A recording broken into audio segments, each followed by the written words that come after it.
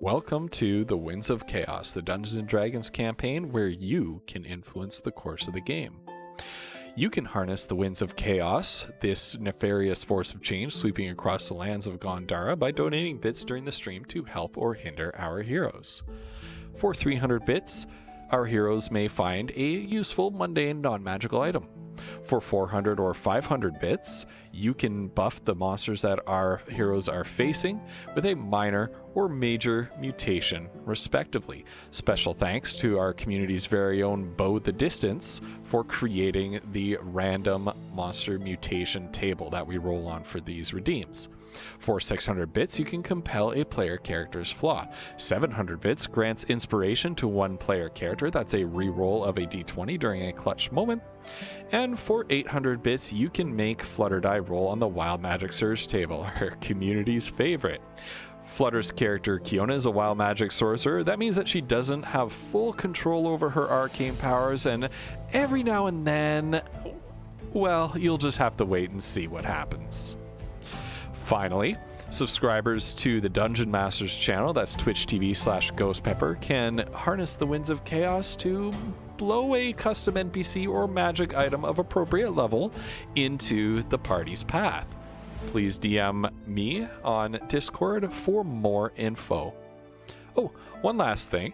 If you're a regular supporter of this campaign and redeeming or subscribing or things like that are things that you do fairly regularly, please consider subscribing to our monthly coffee plan.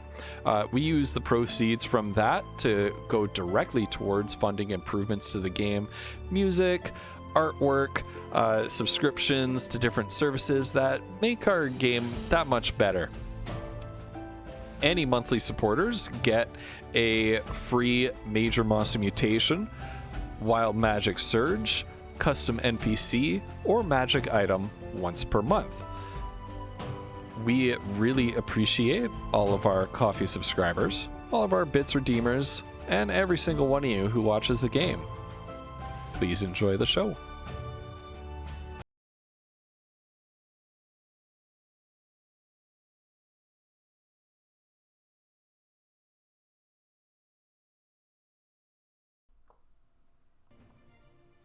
Hello, friends. Hi, Bo. Hello, everyone. What's up, my Hello. friends? Bo's here. It's Tuesday. Heck Let yeah. me know how the sounds are, Bo. There's music in the background. Let me know if we're balanced between our voices and stuff. I want to enjoy the show. Aw, Bo. Can't tell me what to do. Maybe I will, maybe I won't.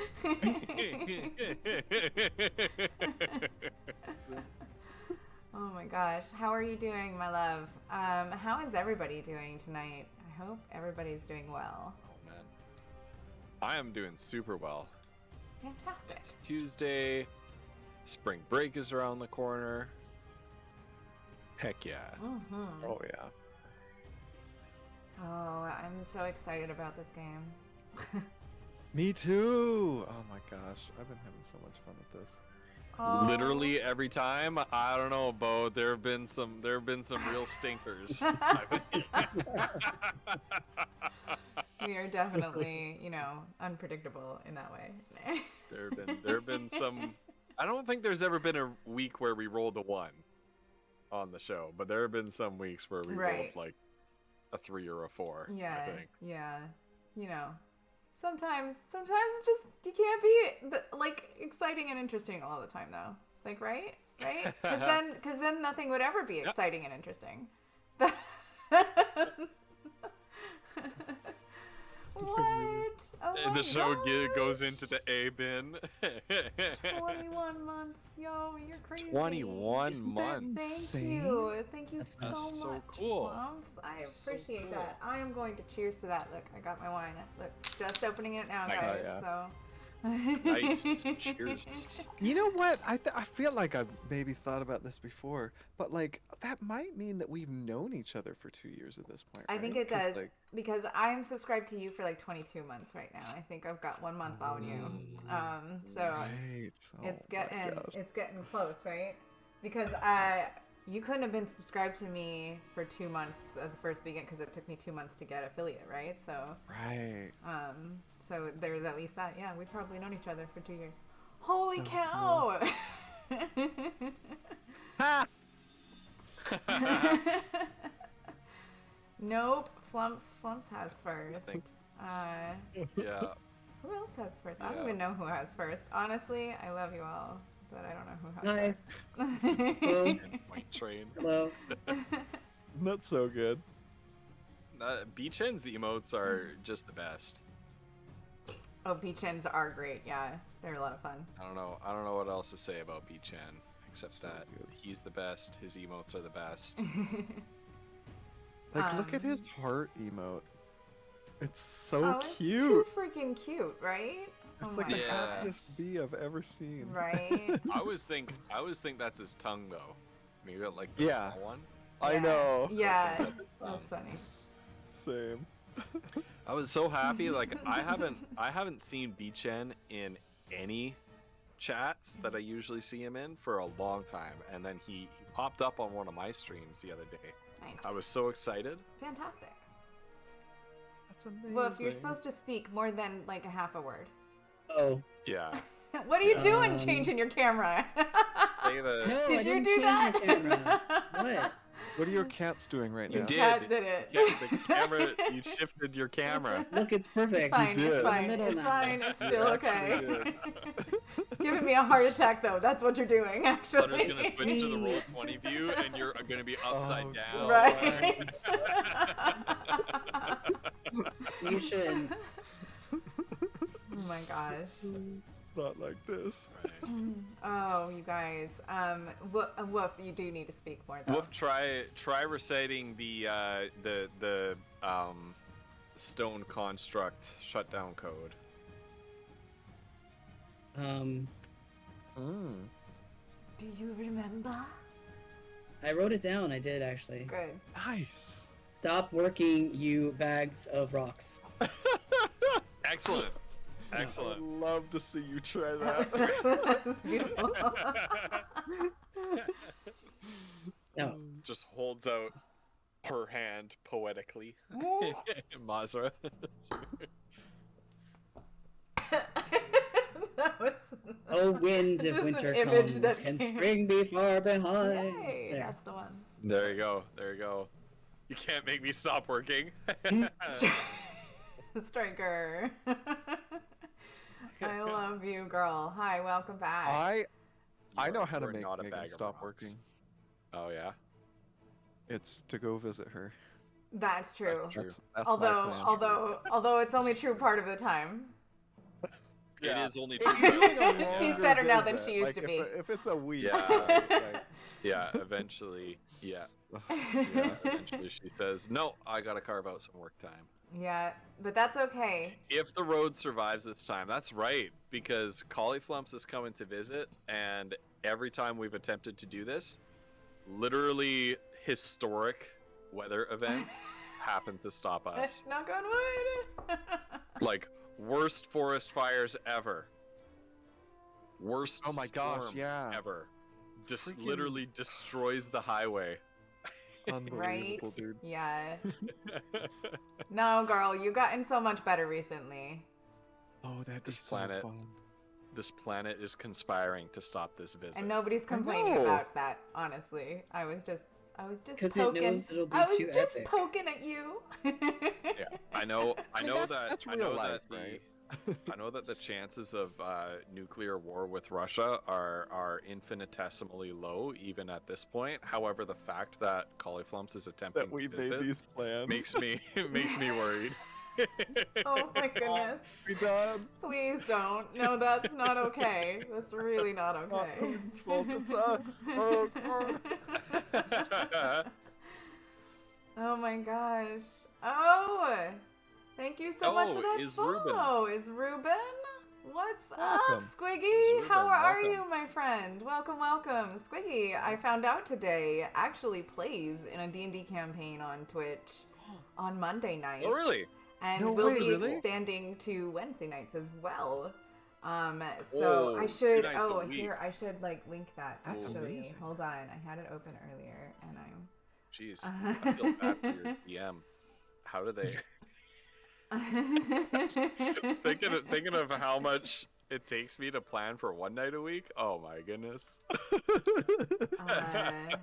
Let's do this. So they are playing this game, and he said on Cool. Twitter about Misty stepping onto the back of a dragon last night in their game. Yeah, I saw that. No I thought way. that sounded like a ton Wait of a fun. minute. Wait a minute. Wait, I know Is Ruben. you then. know is Ruben? Yeah. I know Is Ruben. In actual life. I do. Yeah. Oh my goodness, it's been ages. Holy. Oh, thank you, Bo. I will do that. I didn't realize that's who it was. Yes. I don't know if that works, Yes. Bo. I was at that table too. Yes. I was at that table. Yes, too. that Yeah. was such a fun game. Oh my god, that was the half that orc. was a fun one. That was the half orc That fighter. was a fun Oh, one. it was a really Oh fun my one. goodness. Oh my gosh. Oh my goodness. That was hilarious. Yeah. Oh, some things. Her name was Zoe. I remember her. That's right. That's right. Oh my goodness. Yes. My goodness. Well, welcome, Is Ruben, and we're so happy to. Yes, Flutter rolled for browse and got a 20. That's right. Right. Oh my god. Actually, I believe it was a nat one because I think you rolled for browse and got a 20, and I think Flutter rolled for browse and rolled a 1. and rolled a 1. Yeah, because I And- killed it. and the person. killed the man. Yeah. I Killed still, I still got their money though. The death by I snooze looted you? them Is at that the what end of it, so it was Yes. fine. It was Death by Snooze God. too. Because it was a giant muscle-bound half-orc Uh-huh, My uh-huh. warrior God. woman. Yeah. Yeah. Just She LS. just Oh, smothered okay, them. okay. Initials in lowercase. Oh, I see. Oh, okay. Hmm. Well, welcome. I know your name, but I don't wanna first name you. We can call That's him true. Squiggy. I mean, Squiggy I'm pretty sure sounds his whole good. name is on Twitter, so I think he won't be Yeah. super upset, but Yeah. yeah, it does look All like right. an eye. Well, shall we gain control of this rabble a little Oh, bit? right. here? Sorry, guys. Oh What yeah, we we're do. here to play D&D. We are the windbags So- of chaos. We are the windbags of chaos. Okay. Mm. Yeah. So if you hit the exclamation followed by first name of each of the characters, you get a little wee write up about some of the different characters. We are also working on some World Anvil pages for each of the characters to provide a bit more depth, and we can actually put links to those World Anvil pages there once those World Anvil pages are made. But I need to rely upon some other people for those. to Listen, get we're done. trying. Right. Hold on, I've got an we email need for to this. sit down sometime supposed to be the trying, four of us but- and like just go over how Yeah. that works, because I've learned quite a bit about World Anvil recently. Oxidius, thank so- you for the raid. Welcome, welcome. Hey, Will, welcome, What's welcome, up, Raider. yo? Oh yeah. Welcome. Thank you both. Tales for of that Vesperia, chat. heck yeah, that game looks like so much fun. Yeah. Okay, so for your roleplay warm-up question, what is your character's morning routine? If you in the chat have a guest character in this campaign, or a favored or particularly prominent in your own campaign that you are a part of, please feel free to answer for that character. And I'll be answering the chat, and I'll be pulling these people in a bit after I say a few thank yous. First of all, thank you very much to our coffee subscribers: Shograz, Bo the Distance, Bard Owl, Bruce Campbell Soup. All 4 in one shot this time. There was nobody that I had to really think about. Yes. Thank you to all of you who subscribed to our coffee membership. that coffee membership really helps us improve this campaign. The lovely music that you're hearing right now is thanks to a Sirenscape subscription that your coffee membership bought. The World Anvil that we're working on putting together, that's going to be a huge gazetteer and information resource on the campaign, its storyline, the campaign setting that we're playing in. So that little project that we're working on is thanks to your coffee subscription. Our subscription to Roll20 that allows us to do some cool things like dynamic lighting, it's thanks to your subscription, as well as some different art assets and things like that we've been using. So thank you so much to our coffee supporters. It means the world to us that you're willing to support us. Remember that it's like Ko-Fi. Yeah, there it is. Remember that if you subscribe to the coffee membership, you get a free use of pretty much everything that's 500 bits or $5 USD and up per month. So, if you're somebody who regularly will do the monster mutations, do the wild magic surges, do the give us a magic item, do the make a custom NPC to appear in the campaign, if you're somebody who regularly does those things, please consider a coffee subscription, and that will go towards improving the stream and the production of what we're doing here. Second big thank you goes to Vinyl Stencil, who always helps out in a huge way for those redeems that I previously mentioned. So when somebody redeems a monster mutation, when somebody redeems that they want to give the party an item, or they want to give somebody inspiration, I don't have to stop what I'm doing. I can keep continuing with the game. Vinyl is managing that, and she's sending me some DMs, and she's adding to our special list here. So a huge thank you for helping me keep that organized so that this train can run semi-smoothly, at least. I wouldn't say smoothly, never quite get there, but semi-smoothly. We're too unpredictable for that. Couple more thank yous. Thank you to Starborn Striker and Bo the Distance in chat for being our rules lawyer. Once again, talking about keeping the game smooth whenever the players or myself have a question about the rules as written in D&D. They are always fastidiously there, looking it up, helping us out. Nobody's ever asked them to do that. So it's huge that these two champions really help us out in a big way, so that we can keep playing, and then we can figure out a ruling a little bit later thanks to their assistance. Final thank you is at this stretch of the campaign where we are in the Gardens of the Moon, the palatial estate of Count Balian the Beautiful. I do have some unnamed co-conspirators who are helping me plan some of this stuff out. And they've been coming up with fantastic encounters, great puzzles, fantastic rewards for you guys. So it's not all shaking That's fists. true. Yeah, That's no, true. they're also coming up with some room rewards and little dungeon loot parcels for you guys. But in order to maintain the secrecy and the suspense of what's going to happen later on in Balian's Manor, they have asked to be kept anonymous. I will shout them out once we finish this arc. But they have truly gone above and beyond. One of them actually made original art that we got to feature last time in last session, which was amazing. Which is awesome. And something I didn't ask for. So it's so cool. This community is just the best, and thank you all for just being who you are, and for your undying support of ours. All right. So, your roleplay warm-up question.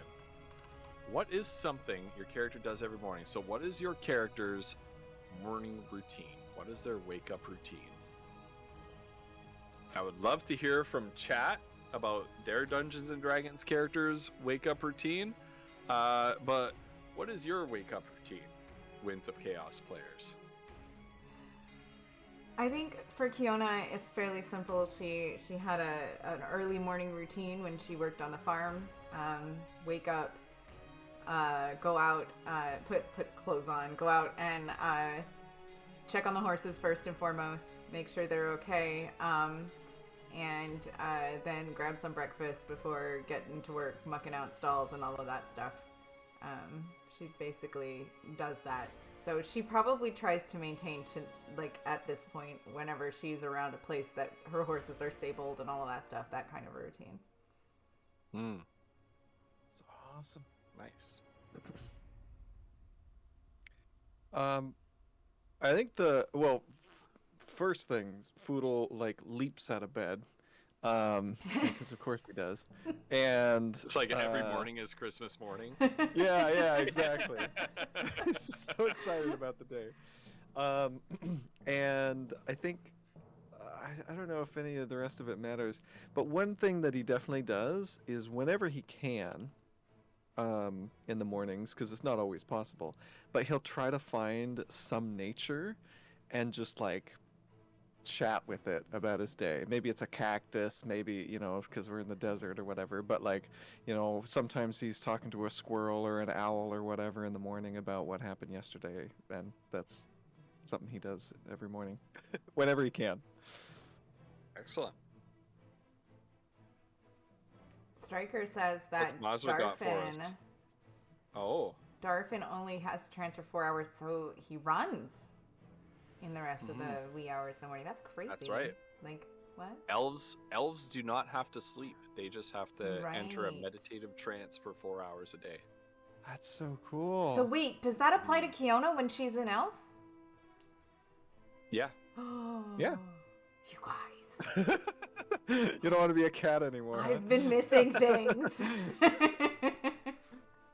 Do I have that written on my sheet? Sorry. Go ahead, Mazra. What do we have? Oh, Ephema. Oh, Ephema. Ephema lounges in bed because you can't make her do anything. Then she has morning tea with the snails. Yes. Nice. Oh, that's awesome. Also, you guys were talking about this not getting getting rid of the time change. Oh my god, I could not agree more. Please just do it now. Do it Right. yesterday. Do it 10 years ago. Like, what the fuck? For real. I know. Well, here in our province, we were told years ago that was the last year we would have. It's in daylight my saving sheet. time. I looked, Bo. It's there. I just forgot about it. Oh, Mazra, what's up? Morning routine. I think she gets up, doesn't laze around. Probably just spends the morning either like studying or working on stuff. Just when things are quiet before the day explodes, as it always does. Okay. Nice. Nice.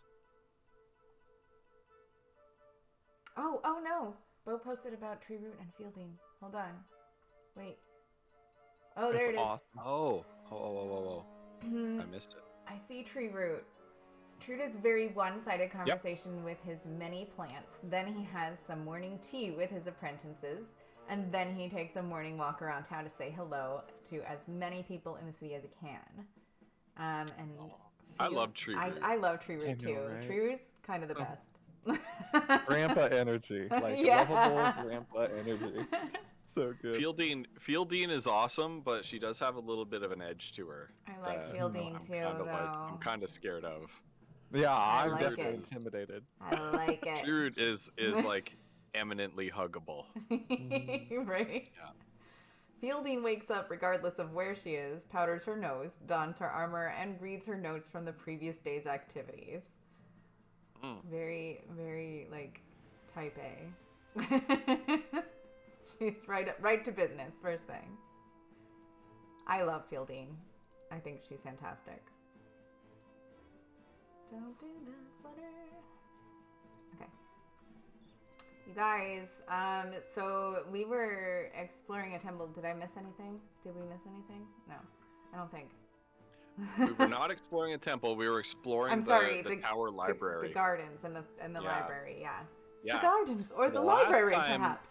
Yeah, so the last time we met, you finally met the enigmatic master of the Gardens of the Moon. this Count Balian the Beautiful, an odd, eccentric, and reclusive gentleman, aristocrat who wears a beautifully crafted porcelain mask. Even at dinner time, you saw him take no food or drink. You met with some of his other guests who were the pirate crew of a sand skimmer named the Sandstalker or something like that. I don't remember what its name I was. think I have it written down. I have it written down somewhere. Dust Stalker. Yes. The Dust Stalker. Yes. I knew it was a good name. So you met the surviving crew of the Dust Stalker who were shipwrecked on this island. And since, in those several months since that time of their shipwreck, they have come to be guests at Balian's court. Balian challenged you to a little bit of a game in order to earn his favor, which you seek to see if you can turn him against Galthor, the Mad Mage who rules over the desert. He challenged you to a game to explore his mansion, not without risk, because he does love a good challenge, and he does love to see his noble guests and adventurers test their mettle against various challenges. So this mansion is a dangerous place, even though he's treating the whole thing like a game. And you're challenged to peruse all of his treasures, all of his possessions, all of his gardens, and everything that he has carefully cultivated and hand-picked to be in this massive garden of delights that his manor is, and say, out of all of those things, what is his most beautiful treasure?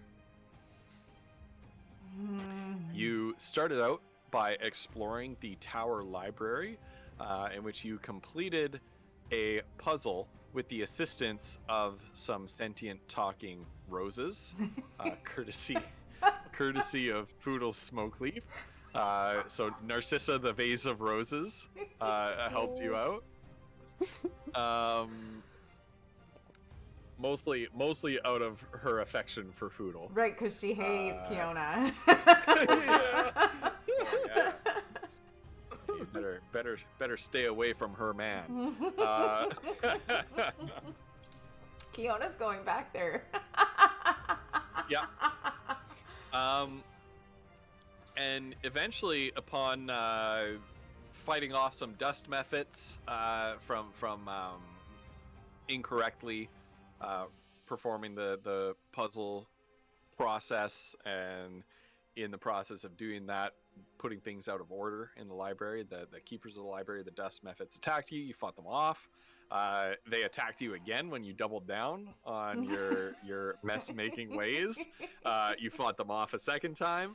And eventually you found a line of poetry that serves as a deactivation passcode for Balian's living stone statues that he has around the property. And so you copied that out, you pocketed it, thinking that it might come in handy for you in the future.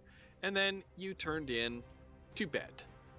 And so you all get a long rest. So please enjoy your long rest. Is there anything you folks are doing during your long rest, during your sort of downtime before the day's activities begin the next morning?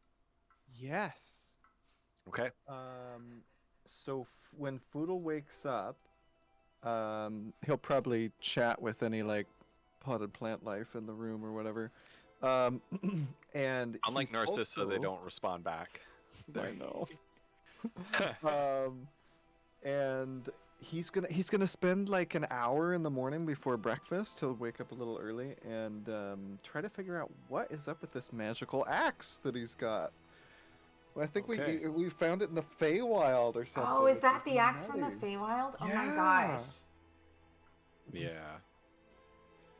Ooh. Sorry, Sirenscape logged me out, and I'm trying to. Oh, it's still playing.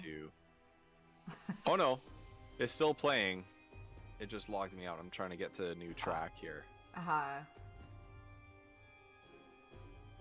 Right? Bard Owl's axe. That's right. Yeah, that's Bard Owl's axe, which Bard did not intend to be a magic item, but And Bard here we are. has just been so incredibly generous Yeah. towards us that okay, here we go.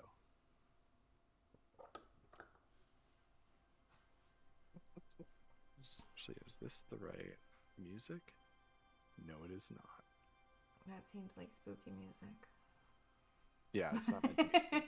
We're not in the spooks yet. Yeah. Okay. The axe that you received, this is taking a while to load, so I'm just going to do it. So the axe that you received is this rusted old woodsman's axe that you collected in the Feywild that the dryads that you faced down seemed to be a little bit intimidated of and a little bit nervous about. And in fact, quite afraid.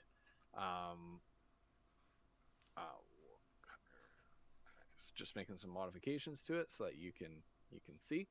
And that is because, so Cauliflumps, you should be able to see it now. And that's because it is a magically enchanted woodcutter's axe. So it belonged to a woodcutter. And as you kind of study it, you can Aaron Selk reaches out to you, and you see, as you're kind of cleaning the rust off, you see some decoration in the axe blade, sort of ringing the axe blade, right? And this looks like just a simple workman's kind of axe.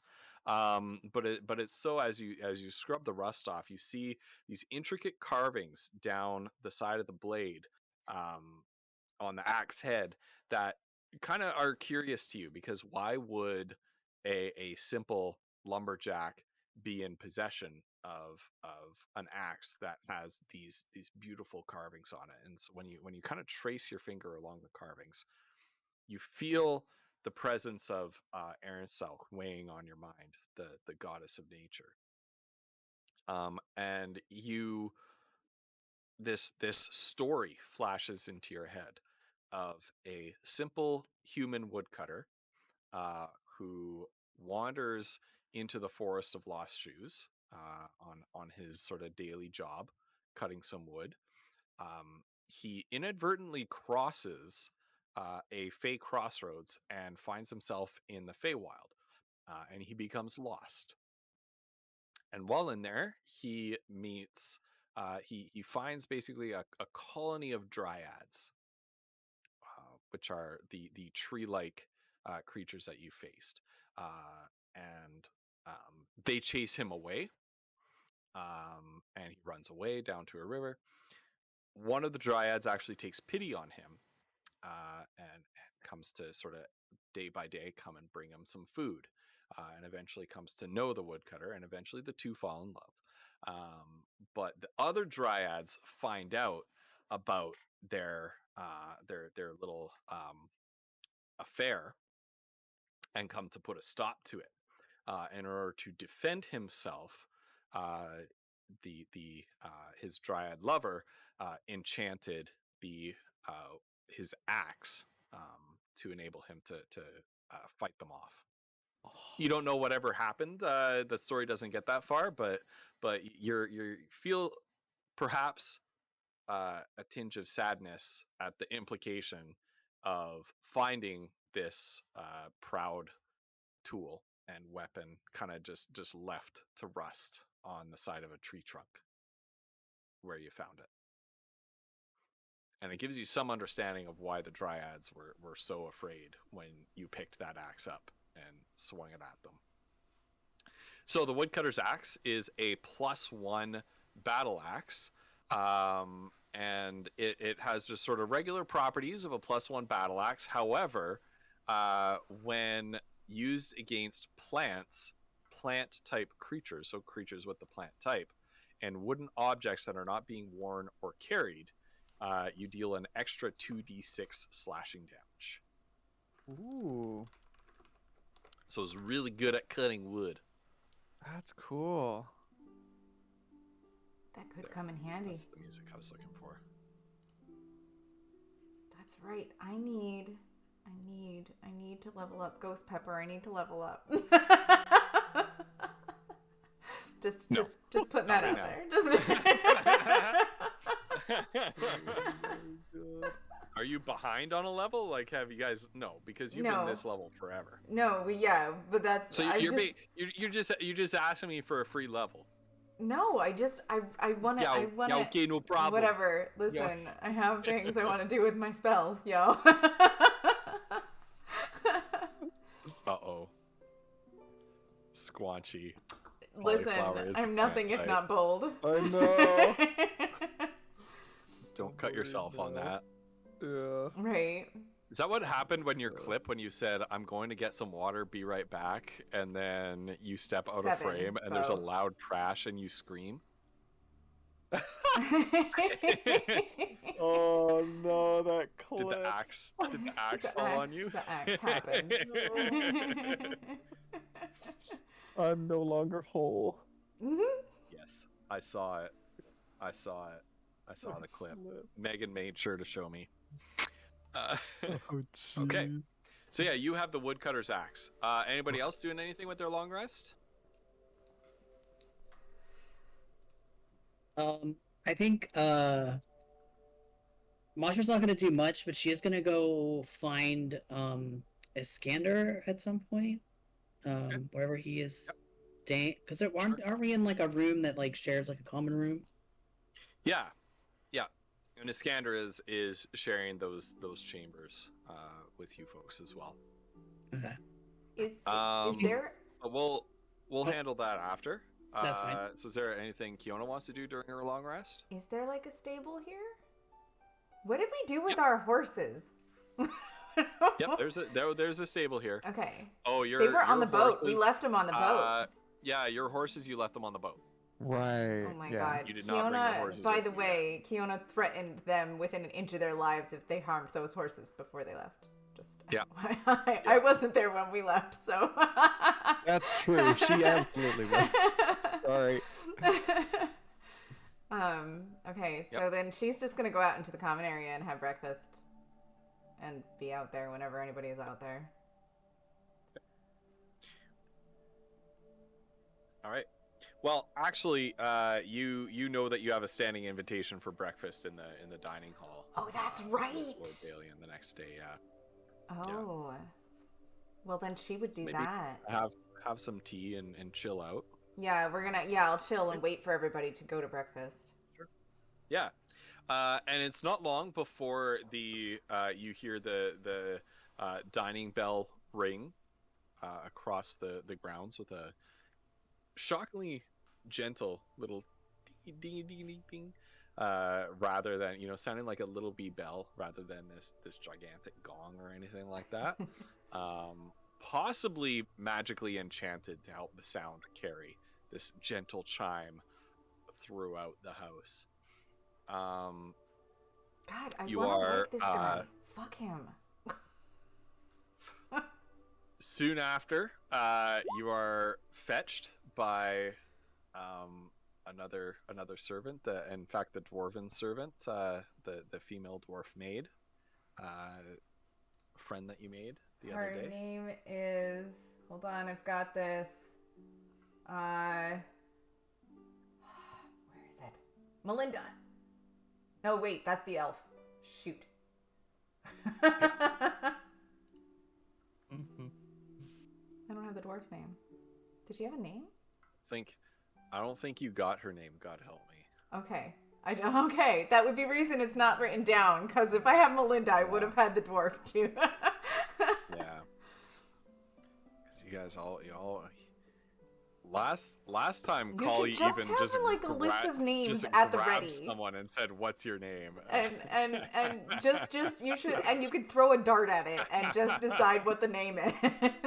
Her name is Cora. Corra. Ooh, I like that. Cora. Corra.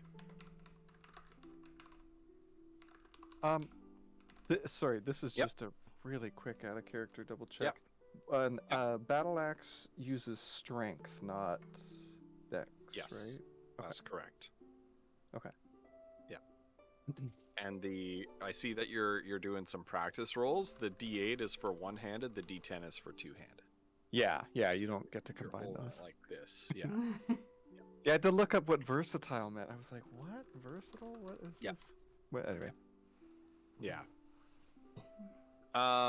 Yeah. So the dwarven maid Cora, she comes and gently knocks on your door almost an instant after the meal bell rings. Yeah, hello. It's time for breakfast. Oh, Please, hello. please do be coming with me. Right, we'll be right there. Is everybody ready? Yeah. Yeah. And so you're ushered down into the grand dining hall once again. Once again, you see the surviving crew of the Dust Stalker seated at the table. On one side of the table, you are guided to sit at the other side of the table. And the same procession plays out as it did last time. Baines, the chief butler of the house, walks in. Yes. Please do rise for his honorable lordship. I had to think of a good yeah. So Baines doesn't actually hesitate there. Baines Right. is much better spoken than Ghost Pepper. Right. His honorable lordship, Count Balian, Lord of the Gardens of the Moon. And Count Balian walks in once again. This time he's wearing a very, very well crafted, but not the same porcelain mask as before. Oh. And he bounds up to the table with a youthful energy, possibly matching Foodle's good morning energy, and sweeps his way into his seat at the head of the table. Oh, good morning, friends. How was the Morning. repose? It was wonderful. The water was so warm in the bath. The bubbles were great. You know what? We even I met Narcissa. She's wonderful. Oh, who is that? What? You don't know Narcissa? She was in your study. She's the rose bush. Oh, those roses. She's a couple of cut roses, Foodle. Yeah, she's well, she was a rose bush. But yeah, you're right. She was just so fun. I don't know. She was cracking me up. Do you have the ability to speak to roses, Foodle? I don't think so. I think she's just alive, isn't she? No, Foodle, we didn't hear her talking either. Oh, well, Yeah, Great, Count, so she Count just talked Balian to is me? is looking over to Kiona and Mazra.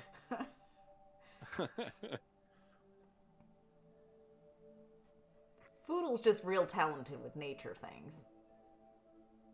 I see. I feel like I should go check on her. I'll do that after breakfast. Yes, well, actually, instead of that, Oh, I would be most curious to see what other nature-related talents that you might have. You see, I am an avid hunter, just absolutely fanatical about the sport. really? I What's your wonder- weapon of choice? Oh, the longbow, of course. Ah,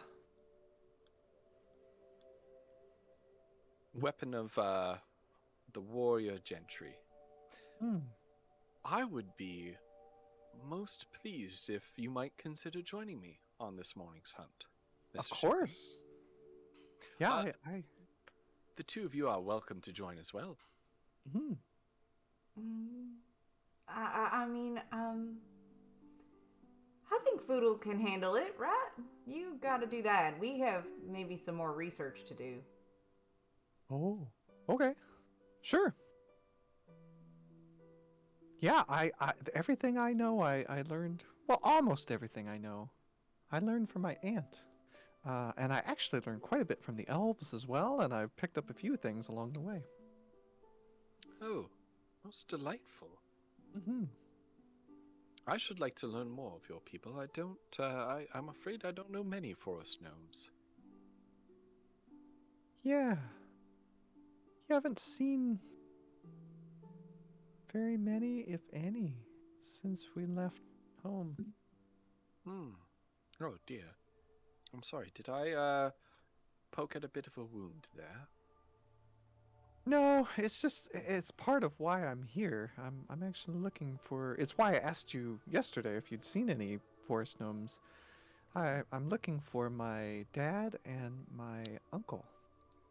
Oh. And the rest of my village, really. And do you think that they traveled here, or? Oodle like bites his tongue and sort of furtively as furtively as he can glances at the other two and then says, "Yeah, possibly. We're concerned Just one that place we haven't checked." that they were part of their slave trade that you got some of your servants from. Oh. I see. Galthor's little project, is it? Possibly. Well, I'll tell you what, Mr. Shepin. If you comport yourself well, assisting me on my hunt today, I will look into it. See if I can find anything out.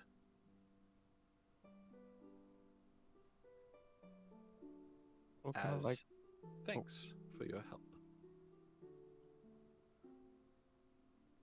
Little kind of blinks a couple times, sort of staring at Balian, and says, "Oh, okay." Yes, well. Miss Greenstone? Mr. Blackfoot? Would you be joining us on our hunt this morning? I don't really have any head for that. Sorry, I didn't catch that actually. Oh. And Mazra just kind of shakes her head and says, "No, I don't really have any head for hunting." Oh, a shame. And Iskander holds up a hand and shakes his head as well. No. Count me in on the research team, if you will. But thank you for your offer, Count Balian. Oh, very well. Well, while you are guests in my home, you may avail yourself of all the services that my staff can provide. They have been instructed to treat you as honored guests in my house. Yeah, and oh wait, you guys couldn't talk to her. Okay, never mind. Don't tempt me, Salem. Don't tempt me. Yeah. If there is a moment, are the other guests at the table?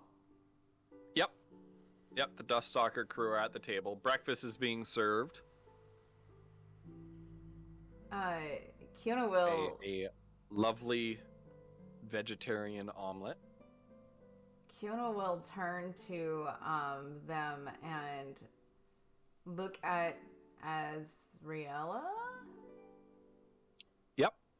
And because I feel like I don't know, I guess whatever. And ask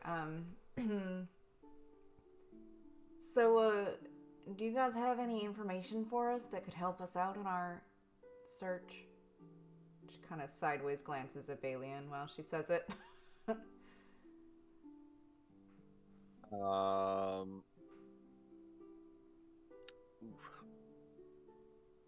Is anybody like actively conversing with Balian while this is going on? Yeah, I don't know anything about hunting, but Foodle does. So Foodle's gonna like, maybe do some story swapping about, Gut Ripper and stuff like that, and then like talking technique, and because he knows how to use a longbow as well. Anyway, Right. because he is excited about that.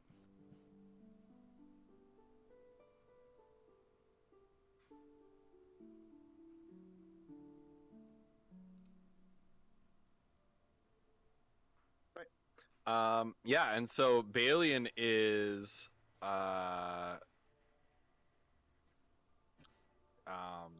Balian is in rapt attention. I need to actually put chat away because I've stuck my foot in it now. I don't want to be distracted. There we go. That's how I operate. I drop a bomb in game, and and then I just just like hide chat. Way to do it. So yeah, Balian is in rapt attention of what Foodle is talking about. Foodle's hunting stories catch his attention, and he has it undividedly as Kiona asks her question, and Azraella kind of sideways glances at Balian for a moment, and then sets her cup down and produces a little rolled up piece of parchment and hands it across the table to Kiona. yes. There's our list. Everything we've thought to try. None of it's worked yet. Thank you. If anything, it'll keep us from repeating some of the things that you've done in hopes of finding something different. Right. And you'll return the favor, won't you? Absolutely.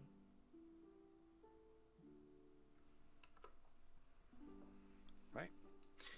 And the rest of breakfast passes quite pleasantly. Once again, Balian takes no food or drink while he sits with you, and in fact, even though he served his food in front of him, he just sort of leaves it. And then, when at a glance and an almost imperceptible nod in Baines' direction, Baines claps his hands once, and the serving staff come out of the woodwork, taking away your finished dishes and your empty cups, and begin to clear out the table. Balian's untouched food is taken, put underneath cloche, and wheeled away. And Balian himself stands and bids you adieu. And Mr. Shepard, I shall see you in the gardens by the stables within the hour. Okay. And he turns with a flourish of his robes and quits the chambers, and the rest of the serving staff usher you out to go about your day. And why Foodle. don't we start Hold with... on. Before Yeah, we okay. split up. Hold on. Hold on. Foodle, feel free to talk to him about hunting all you want. And, just be on high alert. It can't be coincidence that the day after you got here, he decided to go on a hunt. So be careful out there, alright? Okay. Yeah. Well, is there anything that I should ask him? Or we just don't have enough? We don't know enough yet? Is Mazra there? Yeah, we're all We're sort all of in kind the of hallway. huddled up here. Yeah. Or actually, we're probably in our room, right? Yeah, getting ready for the Okay. day. Okay. You should try to find out. You should try to find out more about his past. Maybe go through the hunting angle and find out. Ask him like when he learned, or try to find out more about what he was like before all this happened. Okay. Yeah. Should I? Okay, I noticed something, and I don't know if you guys noticed it, but has he just not been eating? Well, he doesn't eat in front of us. He wears those masks. Oh, right. There's got to be something under there, and I'm sure we're going to find out eventually, but that can wait. Okay. Okay. All right, I'll do my best. And say hi to Narcissa for me. She'll kind of just force a smile at him and nod. No, I mean it, Kiona. Kiona, Narcissa, you guys can't hear her, but she heard everything you said. So just say hi to her. Sure. I'll do Thank you. do that.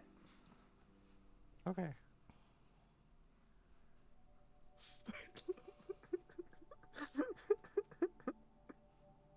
Thank you, Shagraz. I appreciate that.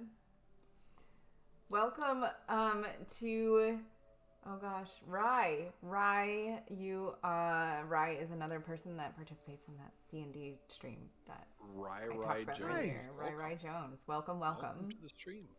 Welcome. I think Right. we're mostly ready, yeah? Question mark? Okay, yeah. Does anyone want to volunteer to go first with their little interlude, or I can roll for it? Oh, roll for it. Okay, let's do it. Let's let the dice decide. I like letting the dice decide. In order of what I see, 1 is Woof, 2 is Collie, 3 is Flutter, and it's Flutter Aw, up son first. of a bitch.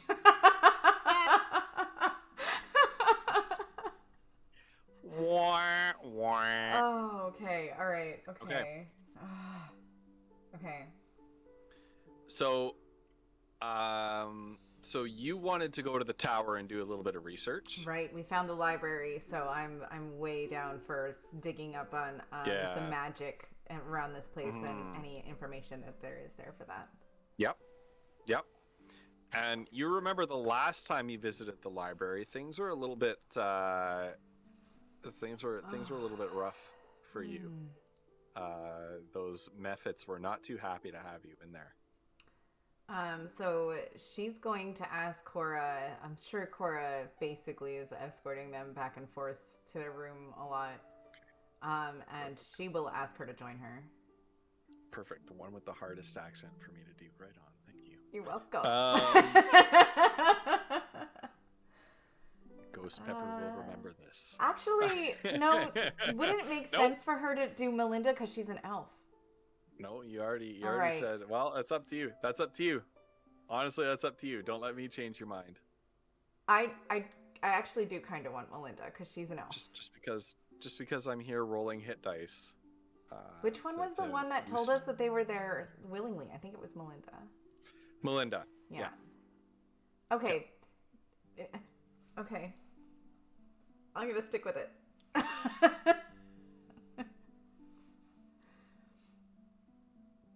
Bow Viscounts are counts that you can see in the mirror. Whereas regular counts are invis counts. Oh my god. You guys. Woof is so unhappy with me right now.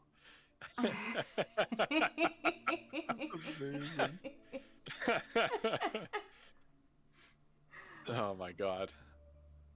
Chat, go away. I'm putting you away. Yeah, we need to. I can't concentrate. This is I terrible. can't concentrate with I you just here, can't chat. quit you, chat. I can't quit you, chat. All right. Jeez. Okay.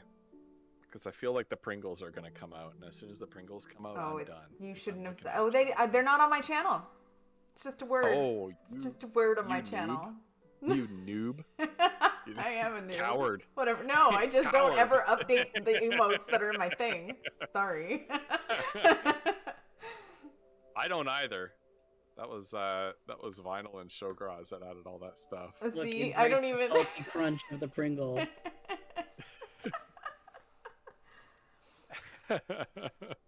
Okay.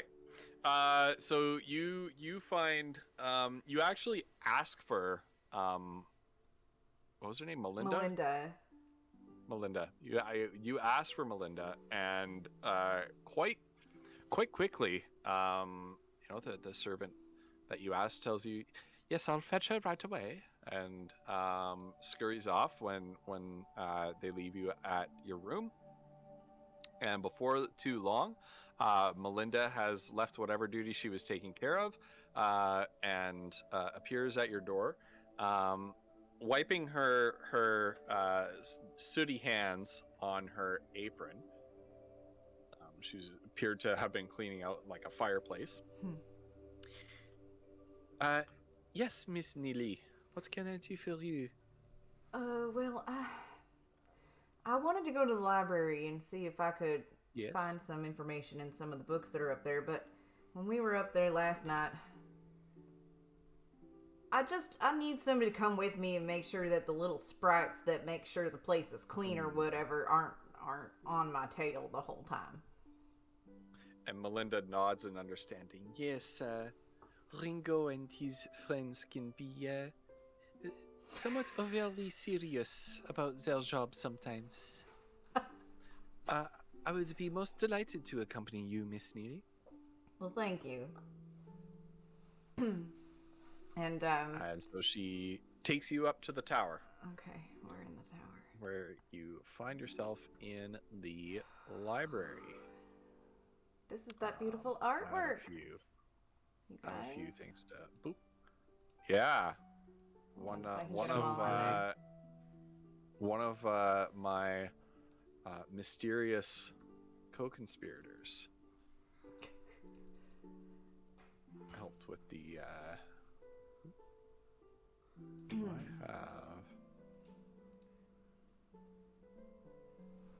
have never mind. I don't have an art token for this person. Oh. No, I don't. Okay, we'll just go with you. Right. Just go And with so me. Melinda, who's unseen on this map at this time, because I was looking for Fielding's token, but I can't find it right now. Opens the double doors wide, and beckons you. Actually, there she is. Boop. Opens the doors wide and beckons for you to enter the library with her. Thank you. And you hear a few little voices echo. Hey, look, it's Melinda.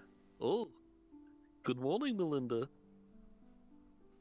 And Melinda sweeps into the room and she puts her hands on her hips and she says to nowhere and no one in particular, You had best behave yourself in front of our guest.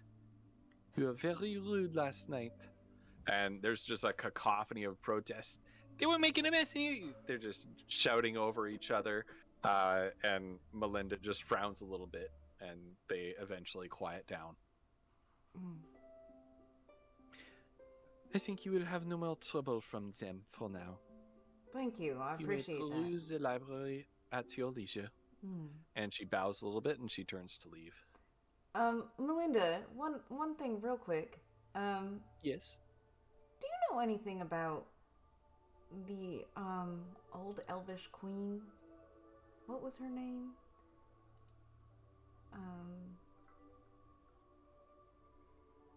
I think it was an elf. Feanine. Wait, was she elvish? Oh, no. I'm pretty sure she No, was. She was she not. was not. She was not No. elvish. That's No. what This is a human my kingdom. whole The premise queen, was. the queen of Amortica. Yeah, she was Uh-huh. human. Right. Okay.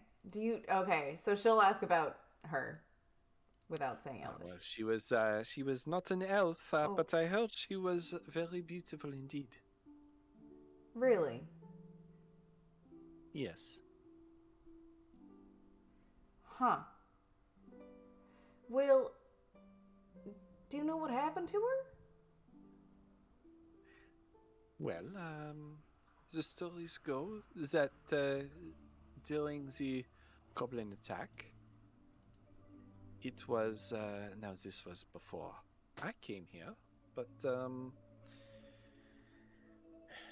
some of her subjects who nonetheless adored her lost their confidence in her ability to defend the kingdom from the goblin invasion. And she was removed from power. I see.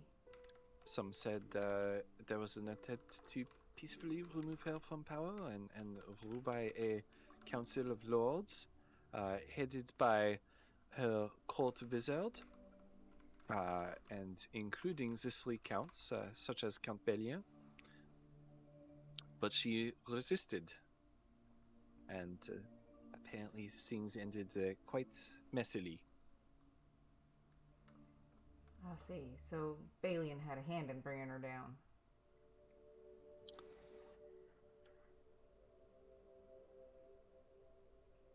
Roll insight.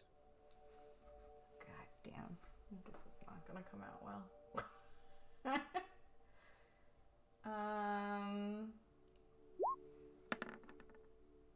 Well, better than it could be.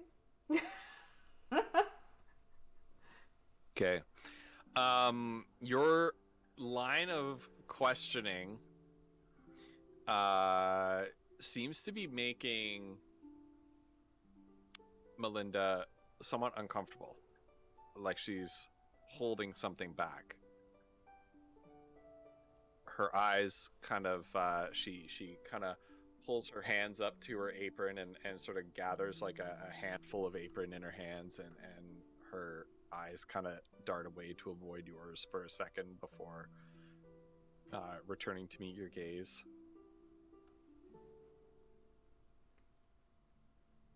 Is there something wrong with what I just said? Roll persuasion.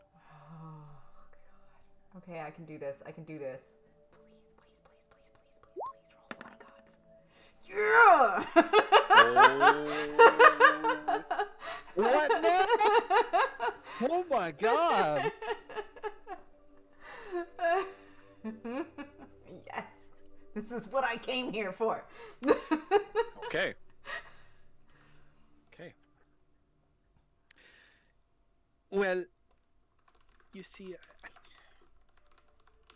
once again, this is only what I heard from the staff who served here longer than I have, since before the transformation, the transformation of Amortica into the Lost Dunes.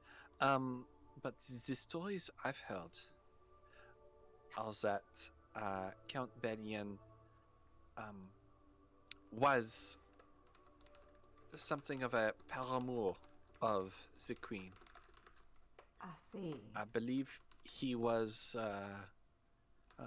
That is no secret. Not really. There are certainly those rumors, but apparently it was rather serious between them. And shortly before the fall of Amortica, it ended in a somewhat acrimonious fashion. However,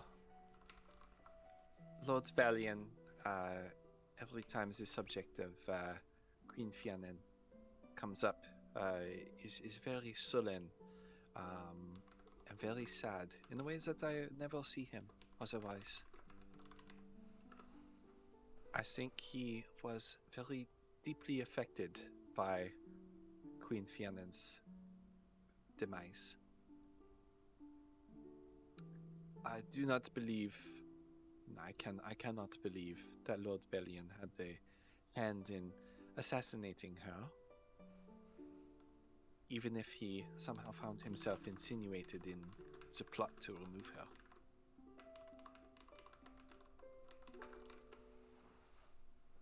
Well, thank you for that information. I wouldn't want to make Lord Balian uncomfortable in any social situations, so that's good to know. No.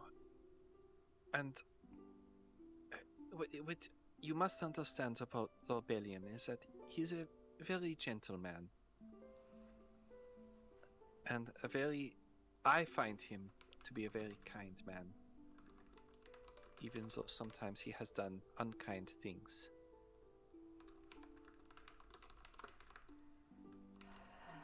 What kinds of unkind things? Well, one does not have little demons controlling his library attacking people. Having statues in the garden attacking guests as they come to test them. He does seem to get some kind of perverse humor out of that.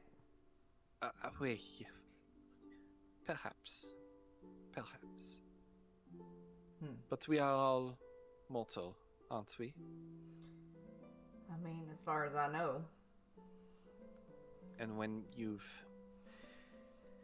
lived through things as dire as Lord Bellion has, it can affect you. I know that I can understand that from my own past, and I suspect that perhaps you can as well. Right.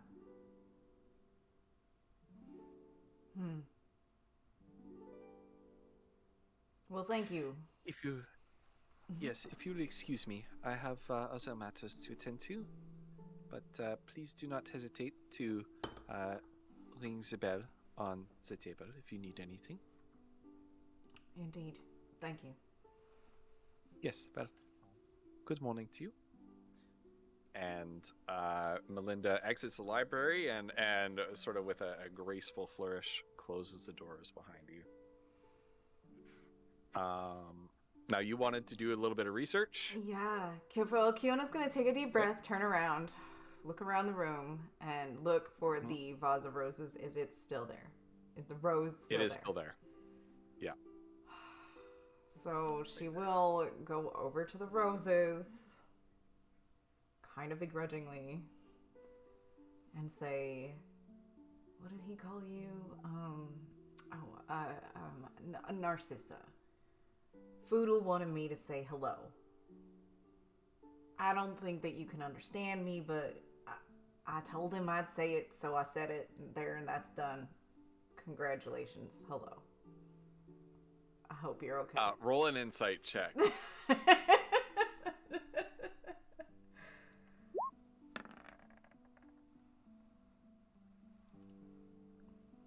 The roses respond by being quite rose-like. Yeah. Okay. They're just rosin in their vase, just being flowers. So she's just standing there Doing kind of their thing. looking at them for a minute, like... You feel quite silly talking to a vase of roses. Yeah. Right. So, magic. She's gonna look for the shelves that have information, books about magic. Okay, cool. Is there anything specific you're looking for? Are you just doing a She's little going bit to of research, look just for sharpening your skills? specifically any books that might have information about the desert and the magic that came along with Okay. the desert. Okay, I would like you to roll just straight intelligence.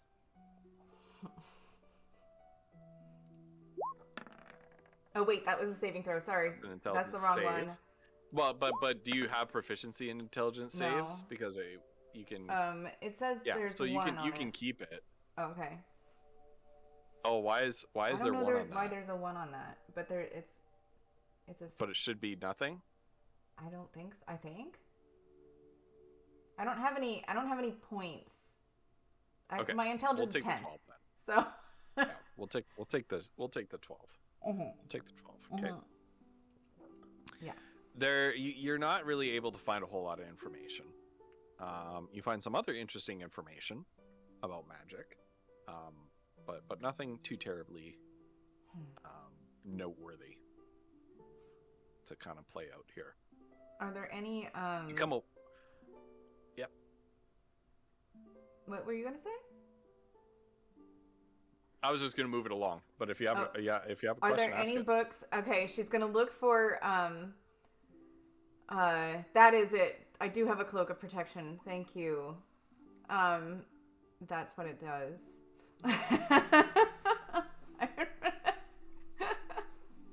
Much appreciate, my friend. So So knowing that, I couldn't take the 18 because of the first dice roll. No. Okay. So she's gonna look for books that have maybe she like pulls them out and looks at the covers. Maybe she pulls a couple out and flips the pages, looking for like the runes of her magic. She's looking for runes of magic. Yeah, like the ones that are familiar to her.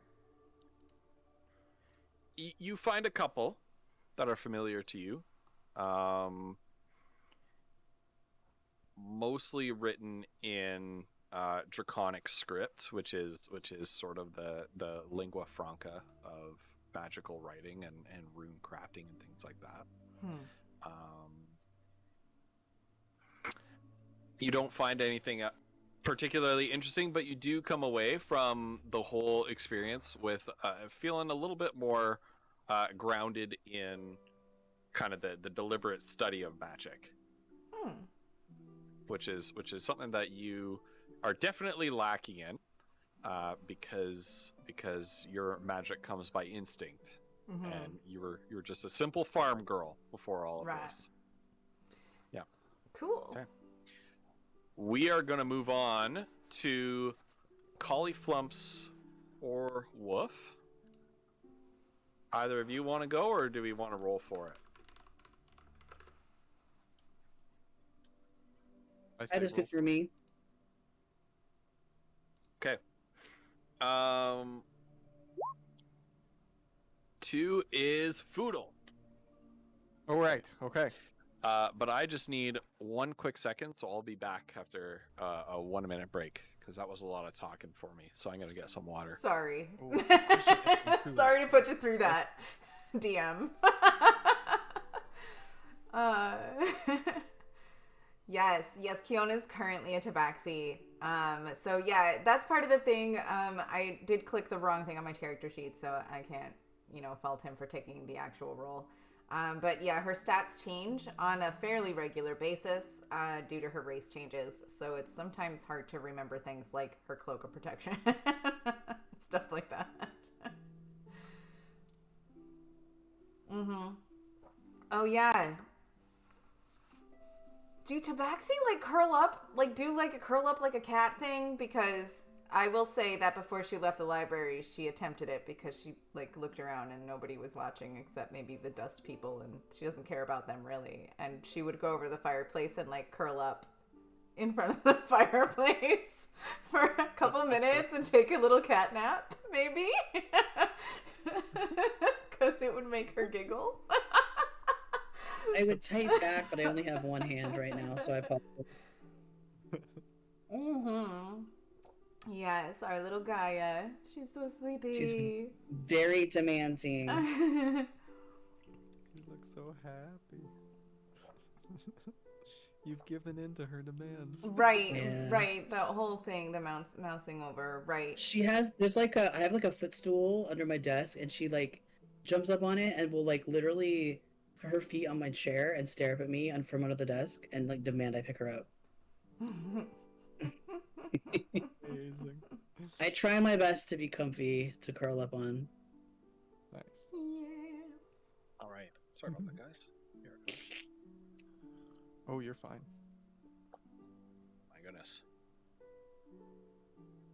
Yeah, so I know we have a couple new people in chat. So to catch you up on Kiona, she is a wild magic sorcerer who is an ordinary human rodeo girl, farm stable hand rodeo girl, who, when their village was attacked by goblins wielding chaos magic, her latent inner powers awakened, and as an extra little bit of flavor on top of the wild magic surges and all that stuff, she also will randomly change her player race on any roll in the wild magic surge table that ends in a 0.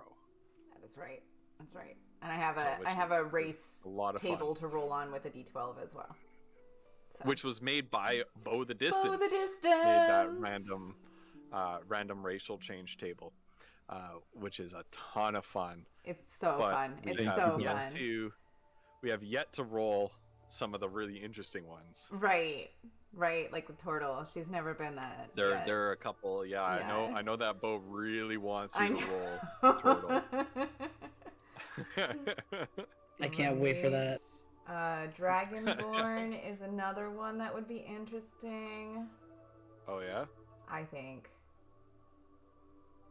I think that's the only ones that she hasn't been though yet. Bo's really bent out of shape that you haven't rolled the turtle yet. That's gonna be so awkward for her when that happens. So Foodle, just as Lord Balian instructed you to do so, you appear in your, changed out of your finery and into your adventuring gear. He's got his little green hunter's cap And- on. Yep. And you meet Lord Balian and his hunting party down at the stables. Joined by Lord Balian, who's already on horseback and dressed in riding leathers. And also, I'll turn you guys back to the mansion map. So it's pretty interesting to look at.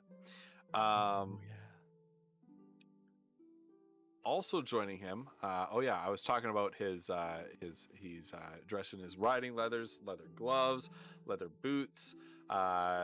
Normally dressed in robes, now dressed in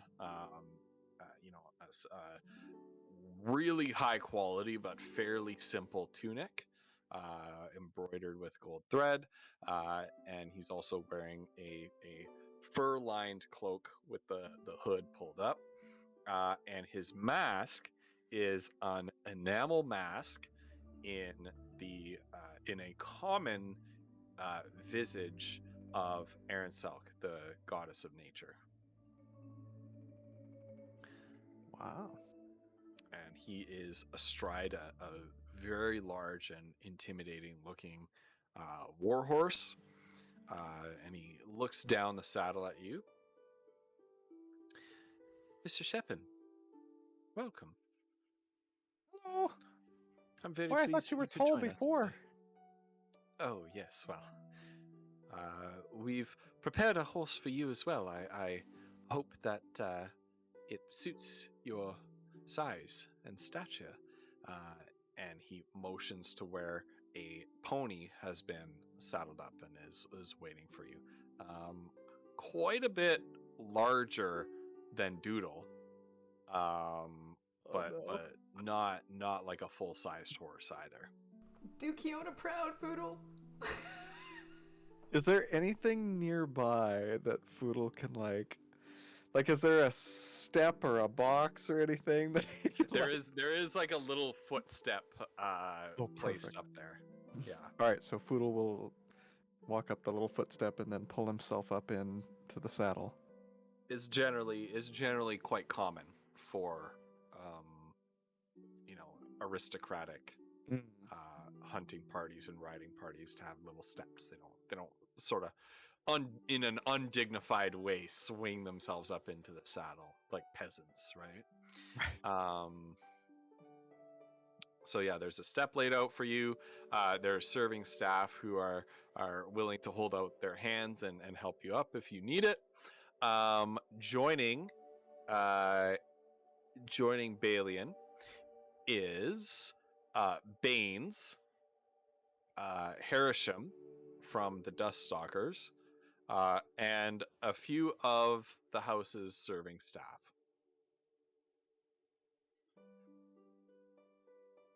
What was the name of the ship person? Harisham. Harisham.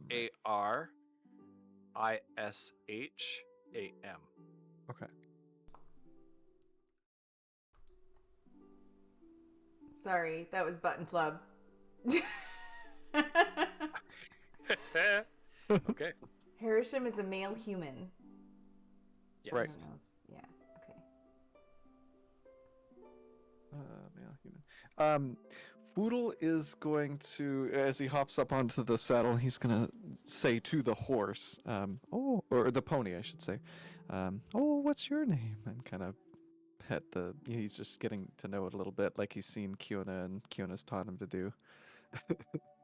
The horse says, "I can't do it." Nice. There you go. There we go. We did it. And then Foodle's gonna turn to Mr. Baines and Harisham, and he's basically gonna say good morning to all the staff, and he's gonna turn to Balian. Harrison And- kind of gives you a little wave. Baines just. He's gonna turn back to Balian and say, Balian, what are we hunting today? I should like to see your well-reputed tracking skills in action. There is a majestic tiger on my properties that I should be very pleased to hunt this morning.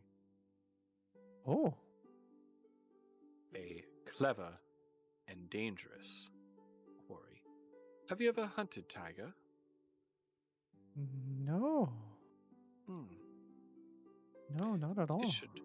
It should prove to be a welcome challenge to you then. Yeah.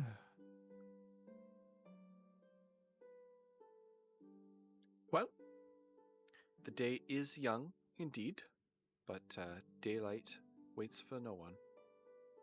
Okay. Shall we? Yeah, let's do it. Very well. And Balian leads the procession north of the manor and into sort of a forest preserve that he has set aside, a forest park land. So cool. As you This guy. travel through, Middle of a as you desert. travel through, yeah, exactly. And he's just got a tiger. Heck yeah. Yeah. This guy is like he's like a one of those like oil billionaires from Dubai or something like that. You know, Yeah, just has all really. sorts of bonkers stuff. So if you're traveling through, you're catching sights and sounds and smells of things that you have never experienced before. Even the plants, the vines, the flowers are all exotic. You see birds with every color of plumage that you can imagine, and some colors that you know, in your little cutoff corner of the world, you don't even have a name for. Oh man, I'm flashing back to a previous campaign that I did with Wolf where there was no color orange where they came from. So the characters were introduced. They went to like a new continent where there was like orange dye being sold, and it was like precious to these people. And we just called it orange all the time. I think my character spent like all her Weird. money just buying orange dye. Yes. Like, Yes. Yeah. That's so That good. was a lot of fun. It's like, oh, the color of fire, you can get that. So you're having kind of some effects similar to that, right? You're seeing wildlife that you've never seen before. And at length, Lord Balian holds up a hand, and the procession stops. Foodle, come forward, if you please. Will kind of give a little nudge with his leg, and his horse or pony will scoot forward. Yes, now, tiger is a large cat, striped orange in fur with black stripes. Oh, A dangerous predator, I assure you, and a very canny one. This is one of its tracks right here, just to give you an idea of the size of it. And he points down to a large feline track made in the soft dirt. oh. Wow, this must be bigger than even Kiona. Foodle's gonna indeed. hop off Much of bigger. his pony, and You just he's going referenced to. Kiona and Tabaxi for that, didn't you?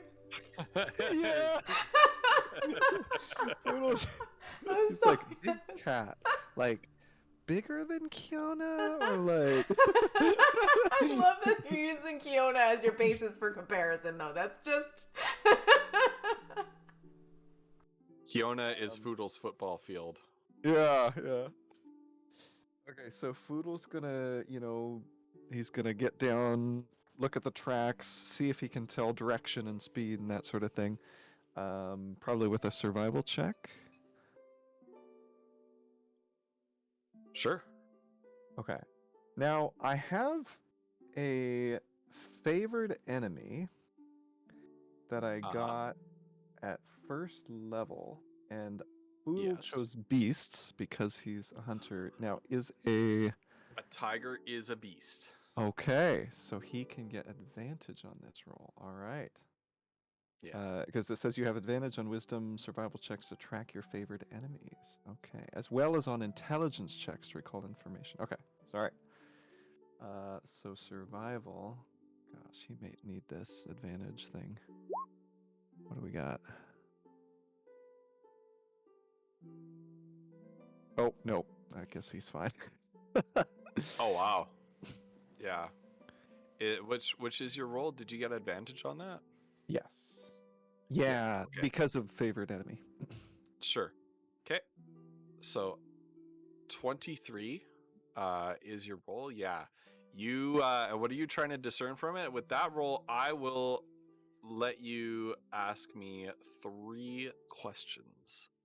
about Okay, this Foodle one. wants to know direction and how fast, like, he wants to gauge distance, so like how quickly it was moving based on these tracks.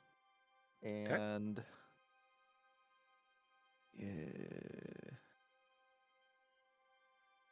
we'll start with those two. There's another thing that I want to know, but I forgot it.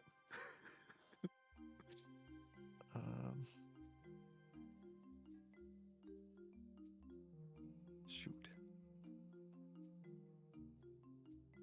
Oh, right. If it's alone. If it's just Okay. the tiger. Okay.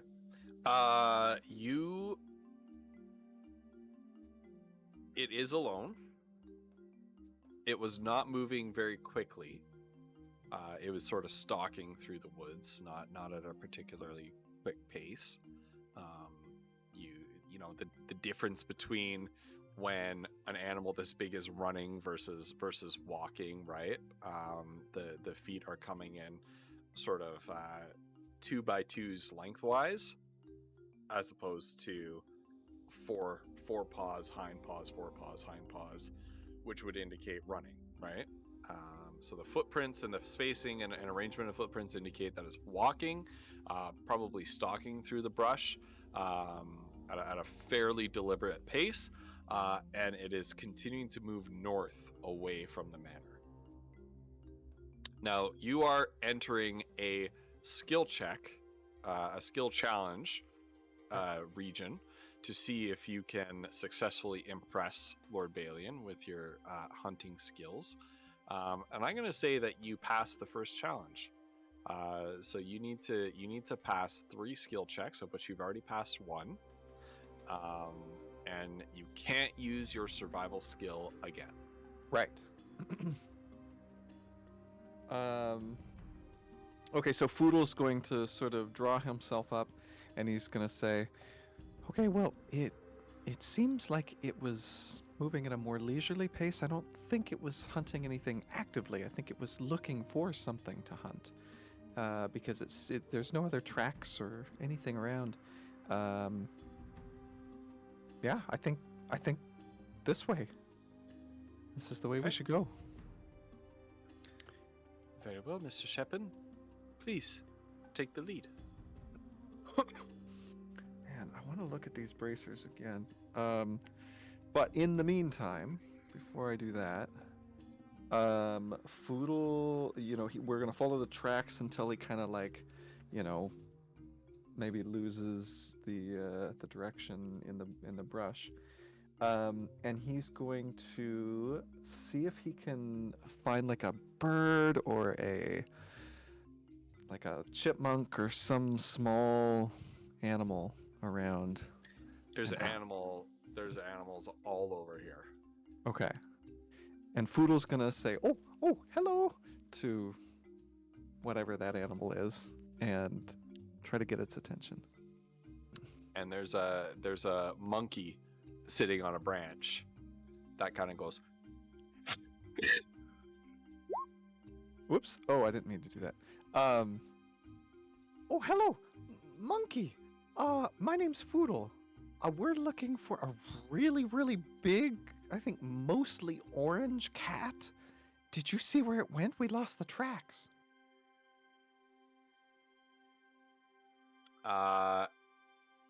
You're using your speak with small beasts? Heck yeah. The monkey jumps up and down and cries. I won't make that sound again because.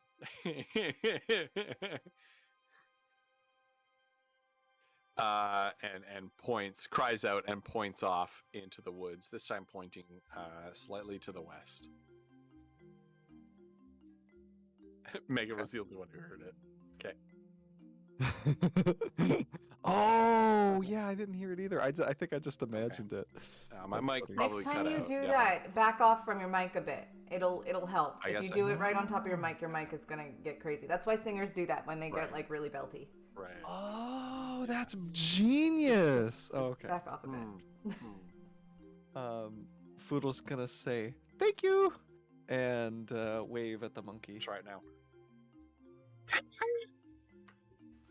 Better? I heard okay. some of it. Marginally better. Marginally better. Okay.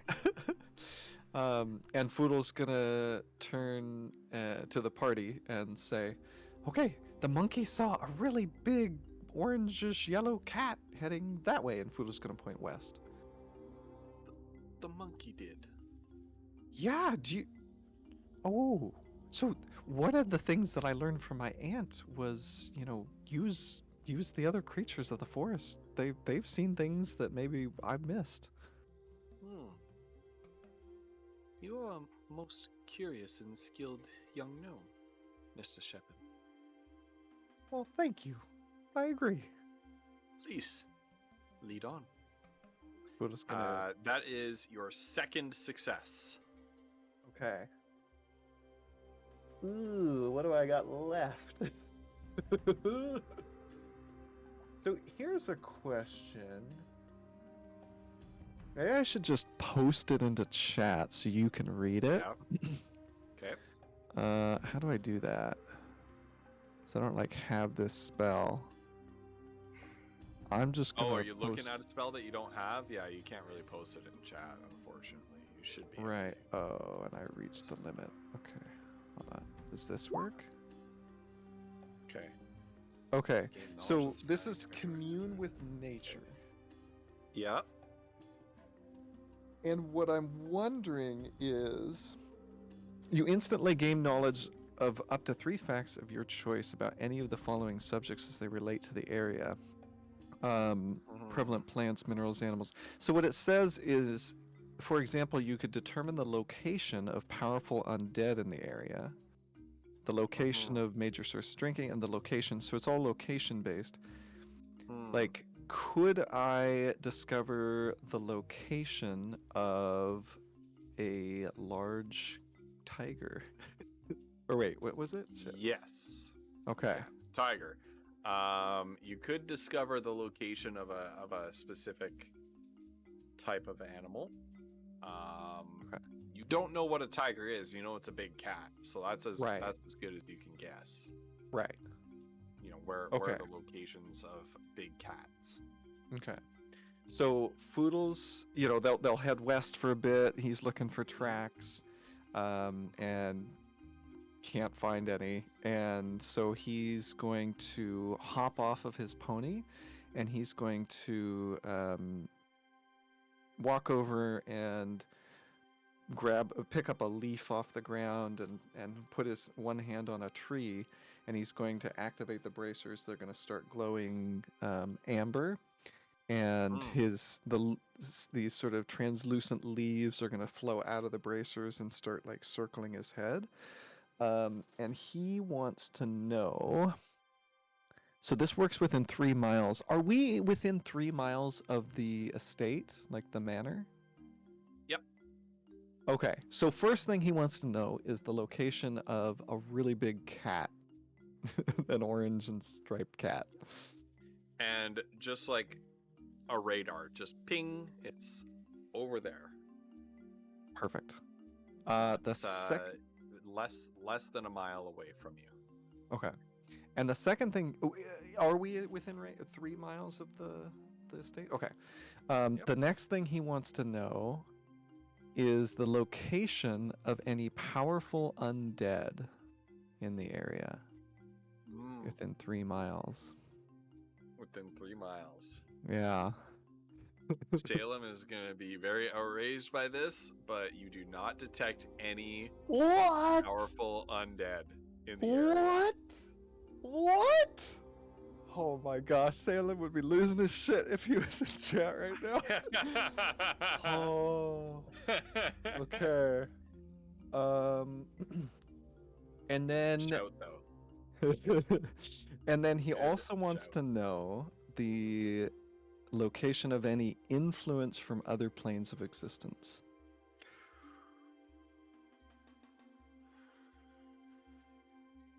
I mean, the Lost Dunes is awash in influence from another plane of existence. Oh. Is this your first time casting this spell since you come to the Lost Dunes? No, He's you've done cast it it- before? Yeah, almost every day except for yesterday. That's right, you did. And I may have been slightly delinquent in this, but That's okay. it's just everywhere. He's getting more used to being in the dunes, It's right? just So- everywhere.